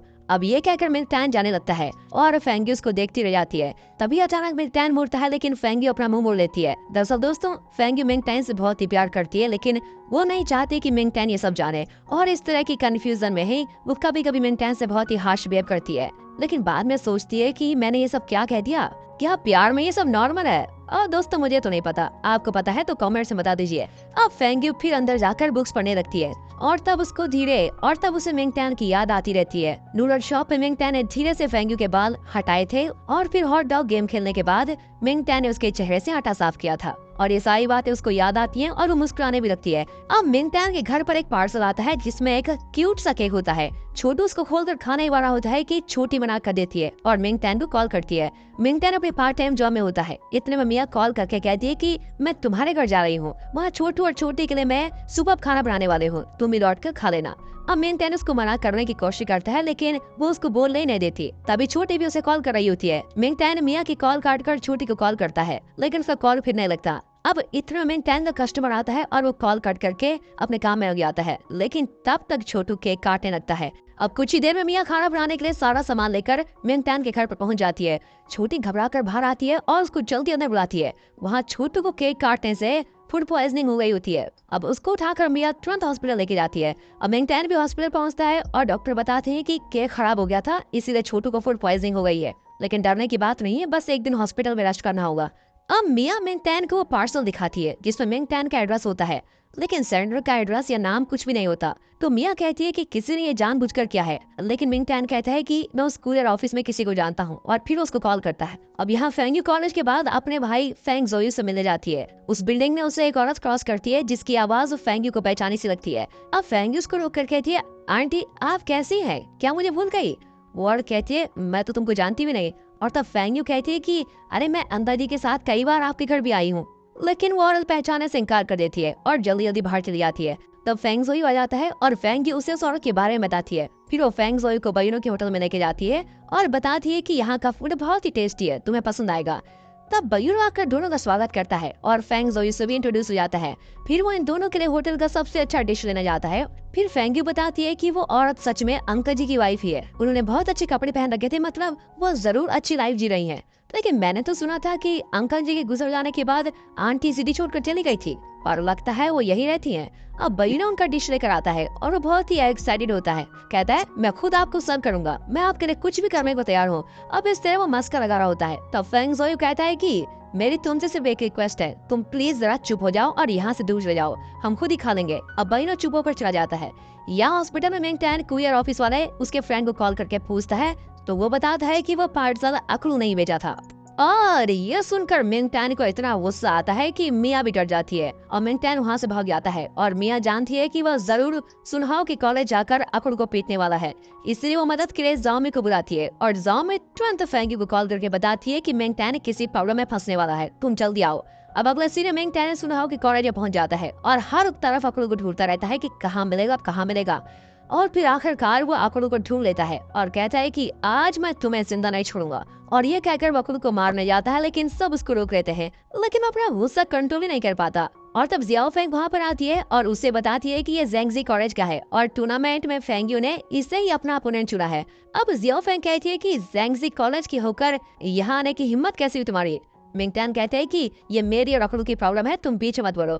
अब अकड़ू जियाओ फेंग को उकसाने लगता है और वो कहती है कि हमारे कॉलेज में आकर तुम हमारे स्टूडेंट को मारोगे, अगर हिम्मत है तो मेरे साथ लड़ो। और ये कहकर मिंग टैन वो चैलेंज करती है और उस पर ग्लव्स फेंकती है। और फिर दोनों ही बॉक्सिंग रिंग के अंदर होते हैं और मिंग टैन पर पंच किस की बरसात कर रही होती है। तब सुनहाओ आता है और जियाओ फेंग को डांटता है। फिर वो बाकी स्टूडेंट्स को भी डांटता है कि इन दोनों को रोकने के बजाय तुम तमाशा देख रहे हो। फिर वो मिंग टैन से पूछता है कि अरे तुम यहाँ पर क्यों आए हो। तो मिंग टैन उसे सब कुछ बता देता है और कहता है कि अकड़ू की वजह से मेरा भाई हॉस्पिटल में है। लेकिन अकड़ू झूठ बोलता है कि मैंने ऐसा कुछ भी नहीं किया। अब सुनहाओ प्रॉमिस करता है कि वह इस बारे में पता जरूर लगाएगा और सब कुछ सबके सामने लेकर आएगा। आगे कहता है कि अगर मुझे पता चला कि अकड़ू ने ये किया है तो उसकी खैर नहीं। तभी एक लड़का आकर कहता है कि जेंगजी कॉलेज की स्टूडेंट्स आई है। अब सब टेंशन में बाहर आ जाते हैं और बैकग्राउंड म्यूजिक भी टेंस होने लगता है। अभी लोग सोचे होते हैं कि बहुत सारे स्टूडेंट्स आए होंगे, लेकिन दोस्तों वहाँ पर सिर्फ फेंग्यू और जियाओमी खड़ी होती है। लेकिन ये दोनों 10 के बराबर हैं। फेंग्यू कहती है कि चुपचाप मिंग टैन को हमारे साथ भेज दो। अब सुनहाओ कहता है कि मिंग टैन यही है, उसने बताया कि अकड़ू ने कोई गलती की है, उसका पता लगाकर मैं खुद उसको वापस भेजने वाला था। और तब मिंग टैन बाहर आता है और उसको चोट लगी होती है। अब ये देखकर दोनों को बहुत ही गुस्सा आता है और लड़ने के लिए बिल्कुल तैयार हो जाती हैं। तब मिया भी आ जाती है और कहती है कि मिंग टैन पर हाथ उठाने के लिए तुम सब थोड़ी देर में पछताने वाले हो। लेकिन सुनहाओ उनको रोककर कहता है कि हमारे दोनों कॉलेजेस में कभी झगड़ा नहीं हुआ और ना ही मैं होने दूंगा। ये जरूर कोई मिसअंडरस्टैंडिंग की बात है और मैं इसको जरूर क्लियर कर दूंगा। अब फेंग्यू गुस्से में कहती है कि ये सब तो तुम्हें मिंग टैन पर हाथ रखने से पहले सोच लेना चाहिए था। तुम लोगों ने उसको मारा है और अब तुम लोग बहुत पछताओगे। और फिर आने वक्त पर वहाँ रेफरी आती है। लगता है जहाँ लड़ाई होती है वहाँ ये रेफरी ऑटोमेटिकली टपक पड़ती है। वो कहती है कि जेंगजी कॉलेज के स्टूडेंट्स को उनके प्रिंसिपल ने वापस बुलाया है। अब अगले सीन में ये चारों प्रिंसिपल रूम में खड़े होते हैं और प्रिंसिपल इनकी आरती उतारते रहते हैं। वो खूब डांटते हैं कि क्या तुम कॉलेज के रूल्स भूल गए कि कॉलेज के बाहर कोई लड़ाई नहीं होनी चाहिए। अब इस पर मिंग टैन सारा ब्लेम अपने सर पर ले लेता है और पनिशमेंट के लिए बिल्कुल तैयार हो जाता है। लेकिन तीनों लड़कियां कहती हैं कि नहीं सर, उस कॉलेज के स्टूडेंट्स मिंग टैन को मारने आए थे और इसने सिर्फ अपना सेल्फ डिफेंस किया था। अच्छा, तो ये खुद उनके कॉलेज के अंदर घुस गया और फिर इसने अपना सेल्फ डिफेंस भी कर लिया है। ये तोता मैंने वाली कहानी ना किसी और को सुनाना, समझे। ये उनकी कॉलेज के अंदर गया क्यों था और इसने कॉलेज के रूल्स तोड़े हैं और इसको पनिशमेंट तो जरूर मिलेगी। अब फेंग्यू गुस्से में कहती है कि सर आप जेंगजी कॉलेज के रूल्स बता रहे हैं, लेकिन हमने मार्शल आर्ट इसलिए सीखा था ताकि हम अपनी फैमिली और दूसरों की सुरक्षा कर सकें। मिंग टैन का भाई मुसीबत में था, इसलिए मिंग टैन उसके लिए लड़ने को तैयार हो गया। अगर मेरे भाई के साथ किसी ने ऐसा किया होता तो मैं तो उसकी चटनी बना दी थी। इसलिए सर अगर आपने मिंग टैन को पनिश किया या उसको कॉलेज से निकाला तो मैं भी जेंगजी कॉलेज छोड़कर चली आऊंगी। तब जाओमी कहती है कि हाँ सर, मेरा कोई भी नहीं है, लेकिन मैं भी कॉलेज छोड़ दूंगी। और मिया कहते हैं कि इन दोनों के बिना तो मैं भी कॉलेज नहीं आऊंगी। और इस तरह तीनों मिंग टैन को खूब सपोर्ट करती है। तब मिस्टर वैंग कहते हैं कि अगर तुम तीनों चले गई तो कॉलेज ही बंद हो जाएगा, इसीलिए कोई कहीं नहीं जाएगा। दरअसल बात यह है कि फेंग्यू एमएमए चैंपियन है और जाओमी बॉक्सिंग चैंपियन है और मिया टेक्वांडो चैंपियन। ये तीनों इस कॉलेज की जान और शान है, इसलिए मिस्टर वैंग इनको कहीं जाने नहीं देते।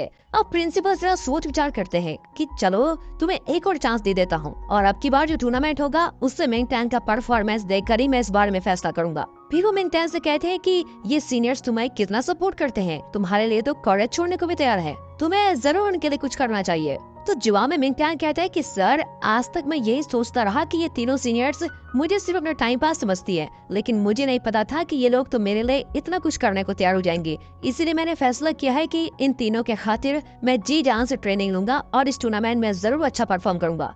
अब अगले दिन मिंगटैन फेंग यू को थैंक करता है और कहता है कि मुझे बचाने के लिए आपने खुद कॉलेज के प्रिंसिपल से बात की और मेरे लिए आप दूसरे कॉलेज के स्टूडेंट से लड़ने को भी तैयार हो गई थी। इसलिए बहुत बहुत शुक्रिया, बहुत बहुत थैंक यू आपका।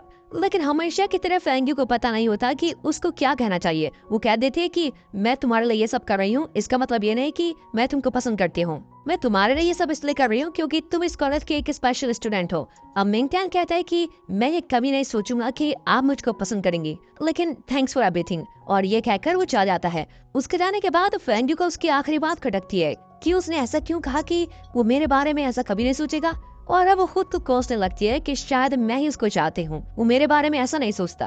अब अगले दिन मिंगटैन अपनी रनिंग शुरू कर देता है और सुबह सुबह रनिंग के लिए निकल पड़ता है। तभी रास्ते में उसको मिया मिल जाती है और दोनों रनिंग करने लगते हैं।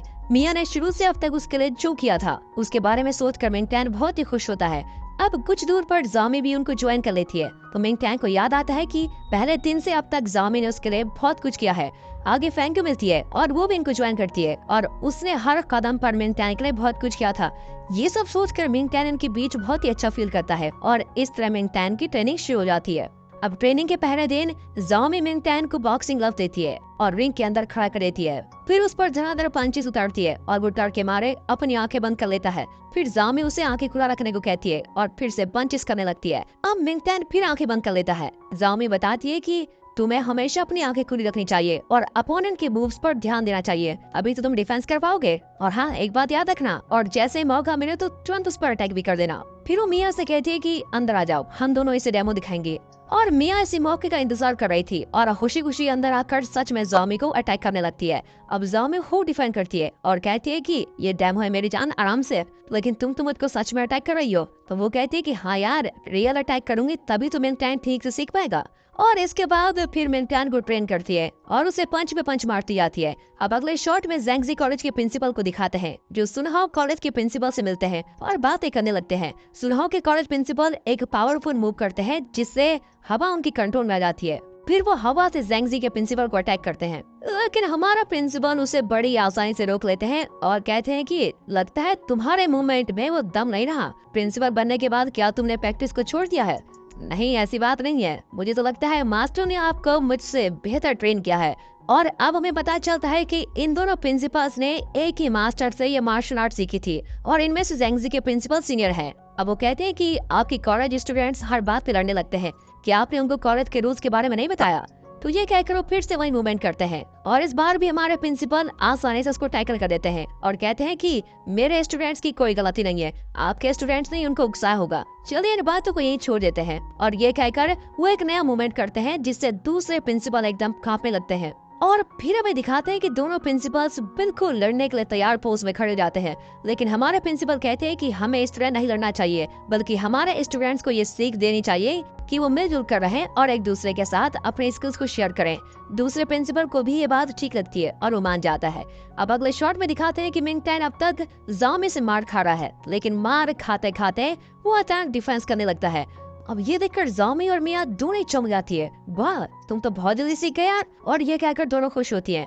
मिंगटैन को खुद विश्वास नहीं होता और वो भी खुश हो जाता है। फिर बाहर आकर जामी पूछती है, तुम इतनी जल्दी कैसे सीख गए, क्या तुमने पहले कोई ट्रेनिंग ली थी? तो मिंगटैन बताता है कि बचपन में मैंने थोड़ी ट्रेनिंग ली थी, लेकिन बाद में छोड़ दी थी, लेकिन अब की बार ट्रेनिंग मत छोड़ना, ठीक है? ये कहकर जामी उसके पैर दबाने लगती है और कहती है कि बॉक्सिंग के बाद पैर की मसल्स भी स्ट्रेच हो जाती हैं, इसलिए उनको मसाज करना बेहद जरूरी है। और मिया से रहा नहीं आता और वो कहती है कि तुम कुछ ज्यादा ही कर रही हो, मैं उसके पैर को मसाज करूंगी, और कहकर हीरो के पैर दबाने लग जाती है। फिर दिखाते हैं कि फेंग यू रात को कार में जा रही है, लेकिन अचानक एक शॉप को देखकर उतर जाती है। ये वही आइसक्रीम वाली शॉप है जहाँ मिंगटैन रैबिट के फेस में नोटिस मारता था और एक दिन उसने फेंग यू के लिए स्ट्रॉबेरी आइसक्रीम भी रिजर्व करके रखी थी। वो अंदर जाकर कॉफी ऑर्डर करती है और बाहर आकर बैठ जाती है। फिर उसकी कॉफी भी आ जाती है और वो उस बड़े रैबिट को बुलाती है। वो नहीं जानती कि उसके अंदर मिंगटैन ही है।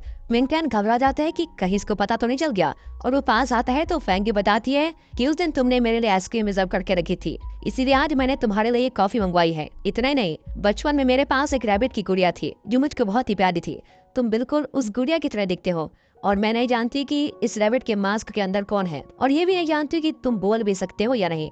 लेकिन मैं तुमको अपनी वही गुड़िया समझकर एक बहुत ही पर्सनल बात शेयर करना चाहती हूँ, तभी जाकर मुझको तसल्ली मिलेगी। मेरा एक दोस्त है और वो मुझको बहुत ही अच्छा लगता है। मैं हमेशा उसकी हेल्प करना चाहती हूँ, लेकिन वो हर बार मेरी मदद को ठुकरा देता है। पर इसमें उसकी कोई गलती नहीं है, बल्कि मेरी गलती है। जब भी मैं उससे मिलती हूँ तो मैं खुद को भूलकर उससे बहुत ही हार्श बिहेव करती हूँ, लेकिन फिर भी वो मुझको बहुत ही प्यारा है और मैं उसकी मदद करना चाहती हूँ, लेकिन कैसे करूँ ये समझ नहीं पाती। अब इस तरह वो बहुत ही इमोशनली होकर बात कर रही होती है और मिंग टैन अंदर से सुन रहा होता है। फिर फेंग्यू कहती है कि बहुत देर हो गई है, इसलिए मुझको जाना होगा, लेकिन तुम्हें कॉफी जरूर पीना, ठीक है? और ये कहकर वो चली जाती है। अब मिंग टैन सोचे पड़ जाता है कि ये जरूर मेरे बारे में कह रही थी, और तब उसके चेहरे पर एक छोटी सी और प्यारी सी स्माइल आती है। अब मिंग टैन अपनी प्रैक्टिस खत्म करके कार वॉश की जगह पर आ जाता है। वो यहाँ पार्ट टाइम जॉब कर रहा है और तब मिया, ज़ाओमी और बयूनो आते हैं। मिया और ज़ाओमी कहती है कि तुम हर रोज सुबह प्रैक्टिस करते हो, फिर क्लासेस अटेंड करते हो और शाम को यहाँ काम करने आ जाते हो, पर आज हम सब मिलकर तुम्हारी मदद करने वाले हैं क्योंकि तुम बहुत थक गए होंगे।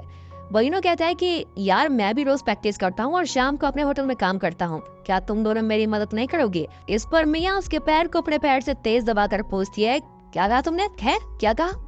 अब बयूनो चिल्लाता है कि अरे अरे मत करो यार, मत करो, ठीक है मैं टायर्ड नहीं हूँ, मेरा पैर छोड़ो। अब मिंग टैन उनसे मदद के लिए संकोच करता है, लेकिन वे जिद करने लगते हैं और आखिर में मिंग टैन उन्हें भी यूनिफॉर्म देता है। अब यहाँ फेंग्यू को मिंग टैन का ख्याल आ रहा होता है। वो ज़ाओमी को मैसेज करती है तो वो रिप्लाई करती है कि हम तीनों तो मिंग टैन के पार्ट टाइम वाले वर्कशॉप में हैं और उसकी मदद कर रहे हैं, और अब फेंग्यू भी उसकी मदद करने के लिए वहाँ पर पहुँच जाती है। उसको देखकर तो ये लोग बिल्कुल ही चौंक जाते हैं कि ये भी यहाँ पर, लेकिन बयूनो को तो फेंग्यू बहुत ही पसंद है। वो कहता है अच्छा वाह पादे, हम मिंग टैन की मदद करेंगे और आप मेरी मदद कर लीजिए, ओके। और अब फेंग्यू मिंग टैन से यूनिफॉर्म मांगती है। मिंग टैन में खुशी खुशी उसको यूनिफॉर्म निकाल कर देता है। यार एक कार वॉश करने के लिए कितने यूनिफॉर्म गंदा करोगे? एक्चुअली ये मेरा पर्सनल कमेंट है दोस्तों, लेकिन कार वॉश करने के बहाने ये सब मिलकर खूब एंजॉय कर रहे होते हैं। अब ये सब एक साथ इतने खुश होते हैं कि सारे के सारे कार्स को एकदम चमका देते हैं। अब सारा काम खत्म करके ये लोग रेस्ट कर रहे होते हैं। तब मिंग टैन को कल की बात याद आती है और वो सबसे कहता है कि मुझे आप लोगों को एक बहुत ही इंपॉर्टेंट बात बतानी है। आप सबसे मिलने से पहले मैं कभी किसी से कोई मदद नहीं लेता था, हर काम खुद ही करना चाहता था, लेकिन अब मुझे लगता है कि तुम सब मेरे सच्चे दोस्त हो। तुम लोग मेरी मदद करो या न करो ये अलग बात है, पर तुम सब मन ही मन मेरी मदद करना चाहते हो और मेरे लिए तो यही बहुत बड़ी खुशी की बात है। मैं बहुत लकी हूँ कि मुझे तुम जैसे फ्रेंड मिले। ये सुनकर फेंग्यू भी बहुत ही खुश होती है और मिंग टैन को अच्छे से देखने लगती है। मिंग टैन भी फेंग्यू को देखने लगता है और देखिए ये मिया बीच में क्या कर रही है, और गुस्से में दोनों को बार बार देख रही है। अब अगले सीनियर प्रिंसिपल मिस्टर वैंग से कहते हैं कि मैंने उस दूसरे कॉलेज के प्रिंसिपल से बात कर ली है। हम दोनों चाहते हैं कि दोनों कॉलेजेस के बीच शांति बनी रहे और वो कभी न लड़े। फ्यूचर में वे एक होकर अपने स्किल्स डेवलप करें, यही हम दोनों का सपना है। इसलिए मैं 2-3 दिन बाद एक डांस पार्टी अरेंज करने वाला हूँ। उस पार्टी में हम दूसरे कॉलेज के स्टूडेंट्स को भी यहाँ पर इन्वाइट करेंगे, इसलिए आप हमारे सारे स्टूडेंट्स को इन्फॉर्म कर दीजिए। अब मिस्टर वैंग सारे स्टूडेंट को मैसेज कर देते हैं कि अब फाइटिंग ट्रेनिंग की प्रैक्टिस के साथ साथ डांस की प्रैक्टिस भी कर लेना। 2 दिन में कॉलेज की स्टूडेंट्स की डांस पार्टी होने वाली है, इसलिए अपने डांस पार्टनर को खुद ही चूज कर लेना। अब स्टूडेंट्स मैसेज देखकर बिल्कुल शॉक हो जाती हैं, क्योंकि इन्हें सिर्फ फाइटिंग ही आती है, डांस वगैरह तो आता नहीं। लेकिन फिर भी डांस के नाम पर ये खुश हो जाती है। पर मिया कहती है कि कुछ ही दिन में टूर्नामेंट होने वाला है और अभी डांस प्रैक्टिस करना जरूरी है क्या? मैं तो नहीं करूंगी। ये कहकर मिंग टैन को अपने टेक्वांडो क्लब में ट्रेनिंग के लिए लेके जाती है और फिर वो हवा में उड़कर ऐसा तगड़ा डेमो देती है कि मिंग टैन की तो बोलती बंद हो जाती है। इतने दिन तो ये इतनी क्यूट सी लड़की लग रही थी, यहाँ तो बिल्कुल एकदम प्रो की तरह परफॉर्म कर रही है। फिर मिया और ज़ाओमी की फाइट शुरू हो जाती है और मिंग टैन खुद ही प्रैक्टिस करने लगता है। उसको बताया गया है कि इस फाइट में बैलेंस बहुत ही जरूरी है, इसीलिए वो बैलेंस से रिलेटेड किकिंग प्रैक्टिस करता होता है। उसकी किक को देखकर तो ये दोनों हैरान हो जाती है। इसने अभी तो ट्रेनिंग शुरू की है, लेकिन इसकी किक देखकर तो लगता है कि ये ऑलरेडी ट्रेंड है। क्या ये कोई जीनियस है जो इतनी जल्दी सीख गया? अब फेंग्यू मिंग टैन को ट्रेन करने वाली है, तब बयूनो स्वेटर मफलर वगैरह पहनकर वहाँ पर आ जाता है। अब मिया पूछती है कि तुम्हें तो तेज बुखार था ना, फिर यहाँ क्यों आए? अब बयूनो आंख मारकर उसको समझाने की कोशिश करता है कि तुम्हारा होने वाला बॉयफ्रेंड यहाँ है तो मेरी होने वाली गर्लफ्रेंड भी तो यही है, इसलिए मैं दोनों पर नजर रखने के लिए यहाँ पर आ गया हूँ। फिर वो फेंग्यू से उसे भी ट्रेन करने के लिए रिक्वेस्ट करता है, लेकिन फेंग्यू मना कर देती है कि इतनी बुखार में ट्रेनिंग नहीं हो सकती है। नहीं थैंक यू, मुझे बिल्कुल ही बुखार नहीं है, मैं तो बहुत स्ट्रांग फील कर रहा हूँ। ये कहते कहते उसका मुंह लाल होने लगता है और वो धड़ करके नीचे गिर जाता है और फिर लेटकर इनका मैच देखता रहता है और फेंग यू मिंग टैन को पंच करती जाती है। लेकिन मिंग टैन सिर्फ अपना डिफेंस करता है और अटैक करने का नाम ही नहीं देता। अब सब टेंशन में एक्सपेक्ट कर रहे होते हैं कि मिंग टैन अब अटैक करेगा, अब अटैक करेगा, तब अटैक करेगा, लेकिन वो आखिर तक डिफेंड ही करता रहता है। फेंग यू उसे डांटती है कि तुम ऐसे क्यों हो? मैंने तुम्हें बहुत सारे चांसेस दिए थे जिसमें तुम मुझको अटैक कर सकते थे, लेकिन तुम हो कि कुछ कर ही नहीं रहे हो। इस वजह से तो सब तुम्हारा मजाक उड़ाएंगे और हर कोई तुमको नीचे दिखाने की कोशिश करेगा। क्या तुम्हें दूसरे इंसान को अटैक करने में प्रॉब्लम है? और इस तरह सवाल पे सवाल करती जाती है। लेकिन मिंग टैन चुप रहता है और उस फ्लैशबैक के बारे में सोचता है जब बॉक्सिंग रिंग में उसके पापा ने अपोनेंट पर ऐसा अटैक किया कि वो उस फाइट में मारा गया। हालांकि उसके पापा ने ठीक ढंग से फाइट ही नहीं की थी, लेकिन फिर भी अनजाने में उनका अपोनेंट मारा गया। फिर उसके पापा को शराब की लत लग गई और उसकी माँ उन्हें छोड़कर चली गई और यही वजह है कि वो किसी को अटैक करने से इतना कतराता है। पर फेंग यू उसको बहुत ही मोटिवेट करती है और कहती है कि अगर हमारे लिए कुछ करना चाहते हो तो वो यही होगा कि तुम अटैक करना सीखो, अपना माइंडसेट बदलो यार। अब ट्रेनिंग के बाद मिंग टैन घर जा रहा होता है और रास्ते में अकड़ू उसको रोकता है और तंग करने लगता है। अब मिंग टैन उसको इग्नोर करके जाता है, लेकिन अकड़ू उसको नहीं छोड़ता और कहता है कि मैं तो सिर्फ तुमसे 2 बातें करने आया था, लेकिन तुम कुछ ज्यादा ये कर रहे हो, तुम पागल तो नहीं हो गए? और ये कहकर मिंग टैन के पेट पे पंच मारता है और कहता है कि सड़ा हुआ केक खाने से तुम्हारे भाई को तो फूड पॉइजनिंग हुई थी ना, वो मरा तो नहीं था जो तुम मुझको पीटने चले आए। और ये सुनकर मिंग टैन को इतना गुस्सा आता है कि उसका हाथ अपने कंधे से हटा देता है। ओह, तो तुमको इतना गुस्सा आ रहा है? और ये कहकर वो फिर मिंग टैन को अटैक करने जाता है, लेकिन इस बार मिंग टैन एकदम जोर से उसका हाथ पकड़ लेता है। अब अकड़ू चौंक जाता है और फिर से उसको अटैक करने जाता है, लेकिन इस बार मिंग टैन डिफेंड करता है और उसको एक दीवार पर लॉक कर देता है और फिर अपने स्ट्रॉन्ग हाथ से एक तगड़ा पंच मारने जाता है, लेकिन अकड़ू के मुंह के पास लाकर एकदम दीवार में पंच करता है। और तब अकड़ू से कहता है कि कॉलेज का रूल है कि रिंग के बाहर किसी पे अटैक नहीं करना चाहिए और इसीलिए आज मैं तुमको छोड़ रहा हूँ, लेकिन बेटे याद रखना टूर्नामेंट में मैं तुमको इतनी बेरहमी से मारूंगा कि तू उठ नहीं पाएगा। अकड़ू ये सुनकर सच में डर जाता है और कोई बहाना करके वहां से भाग जाता है। और अब मिंग टैन को अपने बदले हुए एटीट्यूड पर बहुत ही खुशी होती है। वो खुद को चीयर करता है कि इस फीलिंग के लिए वो हमेशा तरसता रहा। दीवार में पंच करने से उसके हाथ पर चोट आई होती है, लेकिन फिर भी अपनी नई फीलिंग को लेकर वो सारा दिन बहुत ही खुश नजर आता है। अब अगले ट्रेनिंग के वक्त मिया उसके हाथ में बैंडेज देखकर पूछती है कि ये चोट कैसे लगी, तो मिंग टैन कहता है कि काम करते वक्त कुछ लग गया था, लेकिन फिक्र की कोई बात नहीं है। फिर जाओ में कहती है कि मुझे लगता है टूर्नामेंट में फाइट करने के लिए तुम कोई बहाना ढूंढ रहे हो। मिंग टैन बिल्कुल भी गुस्सा नहीं होता और कहता है कि ऐसा नहीं है सीनियर, ये छोटा घाव भी मेरी परफॉर्मेंस में मेरी मदद करेगा, आप देखते रहना। आप लोग मुझको इतना मोटिवेट करते हैं तो मैं बहाने क्यों ढूंढूंगा? डोंट वरी, मैं आप सबकी ट्रेनिंग बेकार नहीं जाने दूंगा। फिर लंच टाइम में सब मिलकर खा रहे होते हैं कि उनके मोबाइल पर एक मैसेज आता है कि डांस पार्टी के लिए सबको अपनी बेस्ट ड्रेस पहन कर आना होगा, प्लीज कोई भी अपने यूनिफॉर्म में मत आना। फिर मैसेज को देखकर सब बहुत ही खुश होते हैं, लेकिन फेंग यू डांस से ज्यादा ट्रेनिंग को इम्पोर्टेंस देती है और मिंग टैन की ट्रेनिंग जारी रखती है। अब इस बार भी वो मिंग टैन को इतना मारती है कि वो नीचे गिर जाता है। अब रिंग के बाहर मिया डांस पार्टी के दिन को खुशी खुशी कैलेंडर पर मार कर रही होती है। जॉमी कहती है कि इतना मत उछलो, उसके 1 हफ्ते बाद टूर्नामेंट शुरू हो जाएगा। और सब दोनों देखती हैं कि मिंग टैन नीचे गिर गया है। अरे ट्रेनिंग के नाम पर उसे मार डालूगी क्या? मैं तुमको नहीं छोड़ूंगी। और ये कहकर मिया फेंग यू को अटैक करने जाती है, लेकिन जॉमी उसको रोककर कहती है कि ओवर एक्टिंग मत करो, वो ट्रेन कर रही है उसको, तुम अपना काम करो। और तब तक मिंग टैन भी हिम्मत करके उठ जाता है। अब फेंग यू फिर एक बार उसको अटैक करने लगती है। अगले शॉट में भाई ने एक फैशन डिजाइनर से मिलने आता है, लेकिन इसने डांस पार्टी को कुछ ज्यादा ही सीरियसली लिया होता है और पार्टी के लिए ड्रेस डिजाइन करवाना यहाँ पर आया हुआ है। वो डिजाइनर से कहता है कि मुझे एकदम हाई क्वालिटी का और एक सुपर्ब ड्रेस चाहिए जिसको देखते ही मेरी क्रश मुझ पर फिदा हो जाए।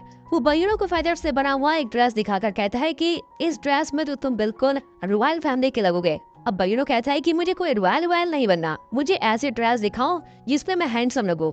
अब डिजाइनर उसको एक शानदार ड्रेस दिखाता है। बयूरो उसको पहनकर मन ही मन एक डांस मूव करके देखता है, लेकिन डिजाइनर कहता है कि ये तुम्हें सूट नहीं करता। अब इस बार वो दूसरी ड्रेस पहनकर फिर से डांस करके देखता है और कहता है कि ये तो किसी कंसर्ट में जाने की ड्रेस थी है, मुझे तो डांस पार्टी की कोई ड्रेस दिखाओ।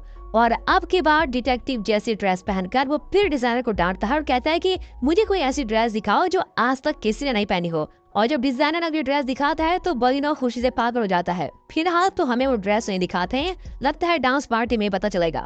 अगले सीन में मिंग टैन के लिए एक नई ड्रेस खरीद कर लाती है, तुम डांस पार्टी में यही पहनना, बहुत हैंडसम लगोगे। ये कहकर वो उसको ड्रेस देती है, लेकिन मिंग टैन उसको लेने से संकोच करता है। तो वो कहती है कि यार मुझे पराया मत समझो, मैं तुम्हारी फ्रेंड हूँ, अगर तुम ये लोगे तो मुझको बहुत ही खुशी होगी। पर मिंग टैन कहता है कि आप ऑलरेडी मेरे लिए बहुत कुछ कर चुकी है और मेरे घर आकर मेरे भाई बहन के लिए भी आपने काफी अच्छा खाना बनाया। फिर उस दिन मेरे भाई को हॉस्पिटल भी आप ही लेके गई, वरना पता नहीं इसका क्या हाल हुआ होता। ऊपर से मेरे पार्ट टाइम जॉब में आपने मेरी बहुत ही मदद की थी और मुझे तो ये भी नहीं पता कि मैं बदले में कुछ कर भी पाऊंगा या नहीं, इसलिए प्लीज आप ये ड्रेस रख लीजिए और मुझे कल ही सैलरी भी मिली है, मैं कर लूंगा। ये कहकर वो कुछ पैसे निकाल कर मिया को देता है। अब मिया लेने से इनकार कर देती है, लेकिन मिंग टैन कहता है कि आप नहीं लेंगे तो मुझको बहुत ही बुरा लगेगा। ये ज्यादा तो नहीं, लेकिन आप ये रख लेंगे तो मुझको बहुत ही अच्छा लगेगा।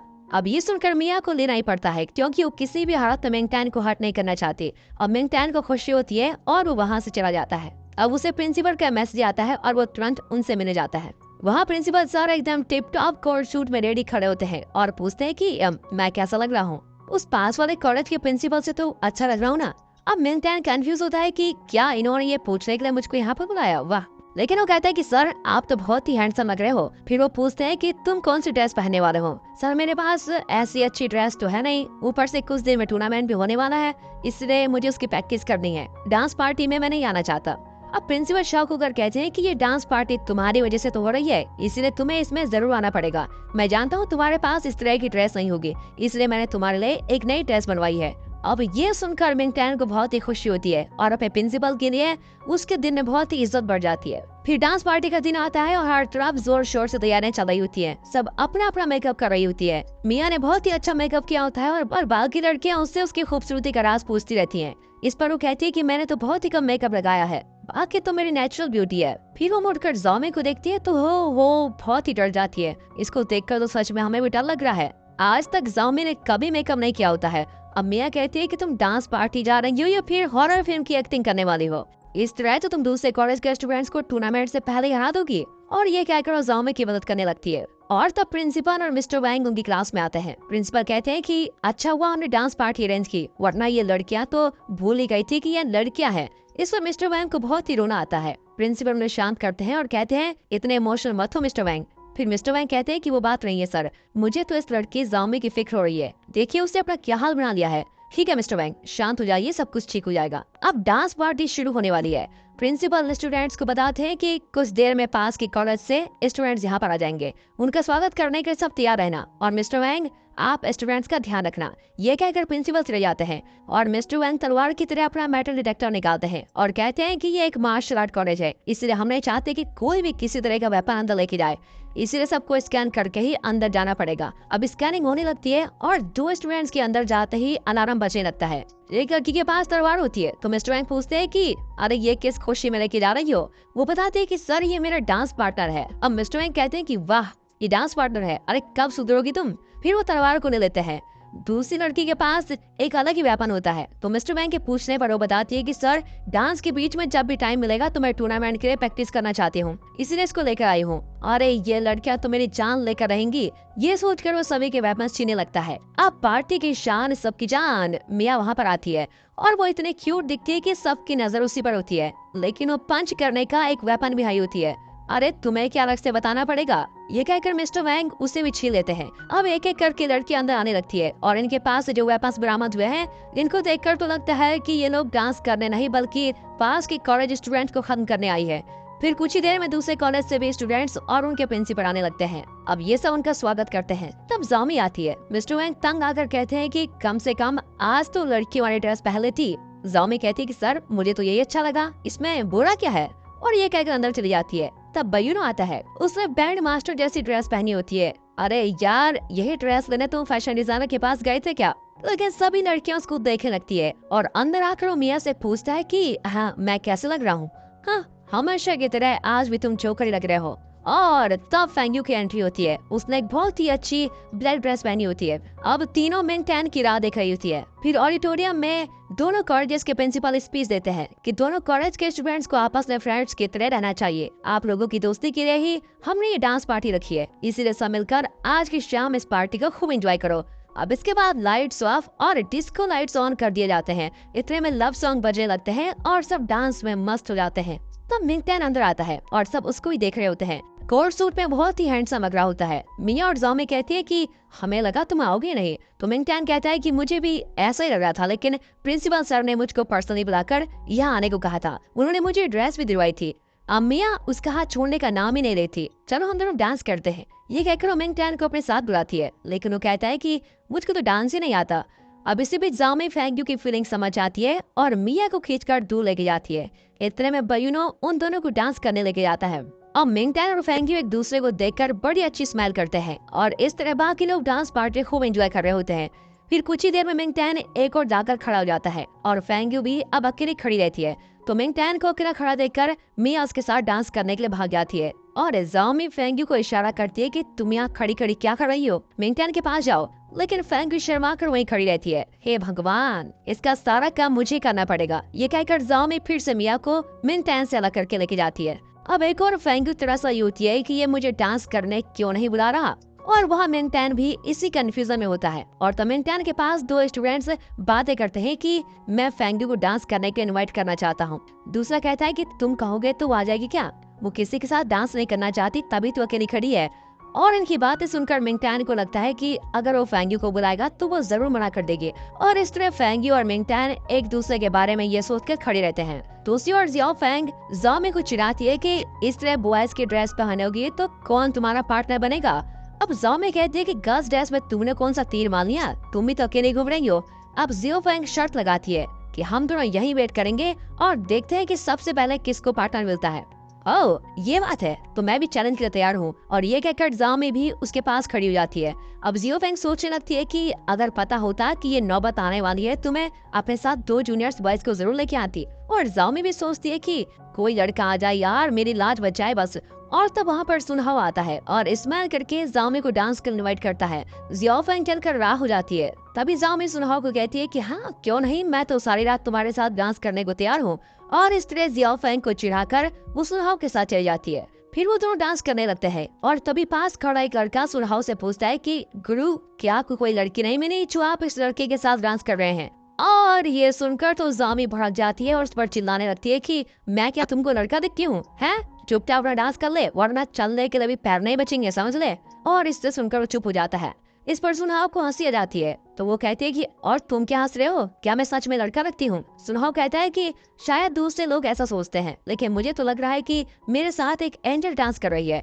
ये सुनकर जाओमी मन ही मन जरा खुश भी होती है और स्माइल करने लगती है और वे अपना प्यारा सा डांस कंटिन्यू करते हैं। दूसरी ओर फेंग्यू और मिंग टैन एक दूसरे को देखते रहते हैं। इन दोनों की आंखों में प्यार साफ नजर आता है और इस बात को मिया नोटिस कर लेती है। उसका और बयूनो का सिर्फ एक ही काम होता है और वो है इन दोनों को अलग करना। मिया बयूनो को डांटती है कि खड़े खड़े मेरा मुंह क्या देख रहे हो, जाकर फेंग्यू के साथ डांस करो। वो भी अपना लक ट्राई करने के लिए फेंग्यू के पास जाता है, लेकिन वो उसके साथ डांस करने से इनकार कर देती है। अब बयूनो मिया को देखता है कि अब मैं क्या करूँ सीनियर, अबे तेरा काम फ्लॉप हो गया तो क्या हुआ, मेरे वाले को तो उससे दूर लेके जा। अब इस पर बयूनो मिंग टैन से कहता है कि क्या तुम मेरे साथ रेस्टरूम चलोगे? मिंग टैन कहता है कि मुझे नहीं जाना, लेकिन बयूनो उसको जबरदस्ती लेके जाता है। और अब यहाँ फेंग्यू उदास हो जाती है, लेकिन मिया को इतनी खुशी होती है जैसे उसने कोई चैंपियनशिप जीत ली हो। अब अकुलो अपनी किस्मत आजमाता है और कहता है कि वाह इतनी खूबसूरत लड़की इस तरह अकेले अच्छी नहीं लगती, चलिए मेरे साथ डांस कीजिए। मिया कहती कि हाँ हाँ जरूर करेंगे, लेकिन तुम सबसे पहले अपने लिए एक एम्बुलेंस तो बुलवा लो। और ये सुनकर अकुल कहता है कि मुझे प्रिंसिपल बुला रहे हैं, मैं अभी आया। और ये कहकर वो भाग जाता है। इस तरह में फेंग्यू भी वहाँ से जाने लगती है और मिया उसको फॉलो करती है। अब बयूनो मिंग टैन को बाहर लेके आता है। तब वहाँ कुछ लड़कियां बयूनो के साथ फोटो लेना चाहती है और वो बड़े ही मजे से उनके साथ पोज करने लगता है। अब इस तरह में मिया उसको कॉल करके कहती है कि मिंग टैन को अंदर लेके आओ, मुझे उसके साथ डांस करना है।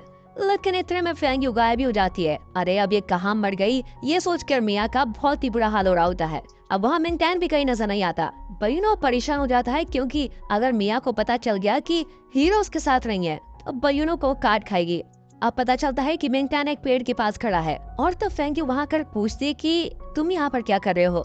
वो एक्चुअली वहाँ भीड़ में हवा नहीं आ रही थी, इसलिए मैं यहाँ पर चला आया। फेंग्यू कहती है कि मेरा भी यही हाल है। और तब मिंग टैन फेंग्यू को निहारने लगता है और कहता है कि इस ड्रेस में आप बहुत ही सुंदर लग रही हैं।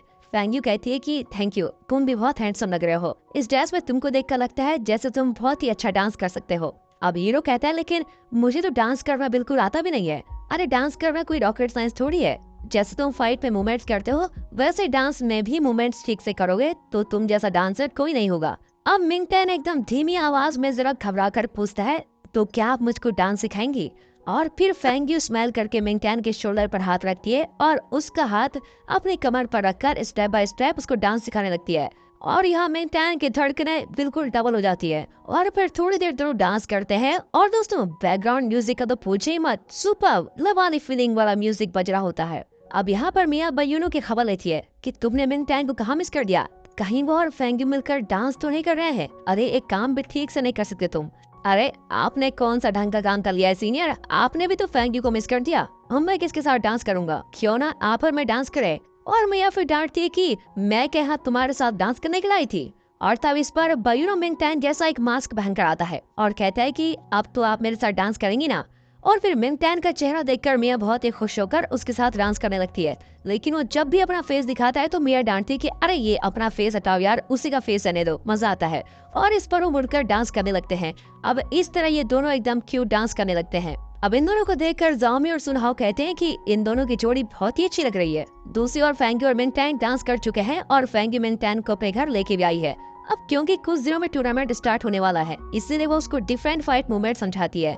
तुम्हें अपोनेंट के मूवमेंट्स को भी बहुत ध्यान से ऑब्जर्व करना होगा और तुम्हें पता होना चाहिए कि वे किस तरह की फाइट टेक्निक्स यूज करेंगे। यहाँ तुम एक बहुत ही अच्छे टैलेंटेड फाइटर के साथ फाइट करने वाले हो। ये कहकर वो अपने भाई फेंग जोयू की तरफ इशारा करती है। मिंगटन कहता है कि ये तो बहुत छोटा लड़का है। तब फेंग जोयू कहता है कि मैं उम्र में भला ही छोटा जरूर हूँ, लेकिन मैंने आपसे ज्यादा ट्रेनिंग दे रखी है। इतना ही नहीं, मैं भी देखना चाहता हूँ कि आप में ऐसा क्या है कि जो मेरी दीदी आप पर हमेशा फिदा रहती है। और इसको सुनते ही फेंग्यू उसको गुस्से में देखती है और फिर मिंगटन फेंग जोयू से फाइट करने लगता है। फेंग जोयू सच में टैलेंटेड फाइटर है और वो मिंगटन पर लगातार अटैक करता है। मिंगटन डिफेंस के अलावा कुछ कर ही नहीं पाता। फेंग जोयू उसको खूब अटैक करके नीचे गिरा देता है। अब फेंग्यू उसको फिर कोशिश करने को कहती है।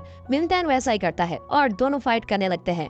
अब इस बार मिंगटन फेंग जोयू की सारी मूवमेंट्स को एनालाइज करता है और वो नोटिस करता है कि फेंग जोयू के मूवमेंट्स बहुत ही फास्ट हैं, लेकिन उसके पंचेस उतने स्ट्रॉन्ग नहीं है और सोचने लगता है कि इसका फायदा उठाकर मैं उसको जीत सकता हूँ। अब इस तरह प्लानिंग करके वो एक छोटे गैप में फेंग जोयू को एक तगड़ा पंच मारकर गिरा देता है। और फिर मिंगटन उसको उठाकर कहता है कि तुम ही विनर हो। अगर मैं अपने से बड़े लड़के से फाइट करता तो शायद एक ही राउंड में फ्लैट हो जाता, लेकिन तुमने मुझसे बहुत ही अच्छी फाइटिंग की और मुझको गिरा भी दिया था। मेरे लिए तो तुम ही विनर हो। और तो फेंग जोयू कहता है कि ठीक है, आप इतना अच्छा बनने की भी कोशिश मत करो। आप सबसे बहुत ही अच्छी फाइट करते हैं, लेकिन मेरी दीदी को पाने के लिए सिर्फ यही काफी नहीं है। और ये कहकर वो काफी कुछ गुस्से में भी कहने लगता है क्योंकि वो हार गया है और कहते कहते भाग जाता है। तब फेंग्यू कहती है कि मेरा भाई इस छोटी सी उम्र में हमारी कंपनी का सीईओ बन गया, इसीलिए वो खुद को बहुत ही बड़ा आदमी समझता है। उसने जो भी कहा वो उसकी नादानी थी, उसकी बात सीरियसली मत लेना। अब इस मिंगटन कहता है कि अगर इस उम्र में वो इतनी बड़ी कंपनी को हैंडल कर सकता है तो वो सच में बहुत ही टैलेंटेड लड़का है। तो फेंग्यू बताती है कि अगर मैं आज ज़ेंगजी कॉलेज में पढ़ती हूँ तो उसका कारण सिर्फ मेरा भाई है। और ये कहकर वो अपना फ्लैशबैक बताती है। जब मुझे इस कॉलेज में एडमिशन मिला था तो मैंने अपने दादाजी से कहा कि मैं एक फाइटर बनना चाहती हूँ, लेकिन मेरे दादाजी ने साफ मना कर दिया और कहा कि तुम्हें इस कंपनी को संभालना है और तुम होगी फाइटर बनना चाहती हो। और तब मेरे भाई ने मेरे लिए वो किया जो मैं जिंदगी भर भूल नहीं सकती। उसने दादाजी से कहा कि उसका आईक्यू लेवल बहुत ही ज्यादा है, इसीलिए वो खुद कंपनी के सारे काम संभालेगा। उसने ये भी कहा कि बचपन से दीदी आपकी सारी बातें मान रही है, कम से कम इस बार तो उसको अपनी मर्जी से करने दीजिए। वो स्पोर्ट्स कॉलेज में जाना चाहती है तो इसमें आपको क्या प्रॉब्लम है? उसे अपनी एम्बिशन पूरी करने दीजिए और फ्री टाइम में वो कंपनी के काम में हमारी मदद भी कर सकती है। बाकी काम मैं संभालूंगा दादाजी। और फिर वो आगे बताती है कि इस तरह मेरे छोटे भाई ने मेरे लिए इतना कुछ कर रखा है और मेरे खातिर उसने दादाजी से भी बात की। अगर वो ना होता तो मैं इस कॉलेज में कभी नहीं होती, इसलिए वो मुझको बहुत ही प्यारा है। अब यहाँ दिखाते हैं तो मिया बहुत ही परेशान हो रही होती है कि मिंगटन आखिरकार गया कहाँ, और अब गुस्से में वो बहनों को डांट रही होती है। फिर वो देखती है कि 4 बज रहे हैं और मिंगटन जरूर अपने पार्ट टाइम जॉब पर गया होगा और ये सोचकर वो कार वॉश वर्कशॉप में जाती है। यहाँ मिंगटन और फेंग्यू फिर एक दूसरे को ताक रहे होते हैं और उनकी समझ में नहीं आता कि अब किस बारे में बात करें। कुछ ही देर बाद मिंगटन कहता है कि मेरी जॉब का टाइम हो गया है, मुझको जाना है। फेंग्यू उसे कार वॉश वर्कशॉप में ड्रॉप करने के लिए अपनी कार में लेके जाती है और कहती है कि अगर तुम्हें कोई भी मदद की जरूरत हो तो मुझको जरूर बताना। और मिंगटन भी कहता है कि मैं जरूर बताऊंगा, आप घर लौटकर आराम कीजिए। अब उसका वर्कशॉप तो आई आता है, लेकिन उसका उतरने का मन ही नहीं करता। फिर भी वो फेंग्यू को बाय कहकर उतर जाता है। अब फेंग्यू भी बहुत ही खुश होती है कि आज का दिन तो बहुत ही अच्छा गया। अब वर्कशॉप में दिखाते हैं तो मिया को कार वॉश करते देख मिंगटन बिल्कुल ही चौंक जाता है। वो कहती है कि पार्टी से तुम अचानक कहाँ गायब हो गए थे, इसीलिए मैं तुमको ढूंढती हुई यहाँ पर आ गई। अब चलो बहुत काम पड़ा है। तो मिंगटन कहते हैं कि मैं खुद ही कर लूंगा, आपको बेवजह तकलीफ होगी। वो कहती है कि अरे मैंने ऑलरेडी यूनिफॉर्म पहन ली है, अब तो मैं इसको नहीं उतारूंगी, तुम उस दिन की तरह मुझे काम के पैसे दे सकते हो, ओके। और ये कहकर वो काम पर लग जाती है। अब दोनों सारा काम खत्म करके एक साथ घर आते हैं और साथ मिलकर कुकिंग करने लगते हैं। और कुकिंग करते करते मिया मिंगटैन के बारे में बहुत ही रोमांटिक सपने देख रही होती है।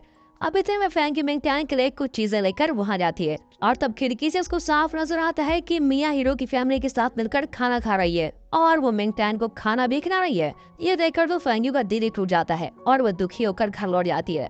घर पर वो ये सोच रही होती है कि अगर उसको कुकिंग में हेल्प चाहिए थी तो उसने मुझसे क्यों नहीं कहा, उसने मिया को ही क्यों बुलाया। और अब वो मिया से जरा जेलस फील करने लगती है। अब अगले दिन दिखाते हैं तो सारे क्लास में टूर्नामेंट की भरपूर तैयारियां चल रही होती है और 1 बाय 1 हमें सारे क्लास को दिखाते हैं और आखिर मिंगटैन को दिखाते हैं जो अब दोगुनी प्रैक्टिस कर रहा है।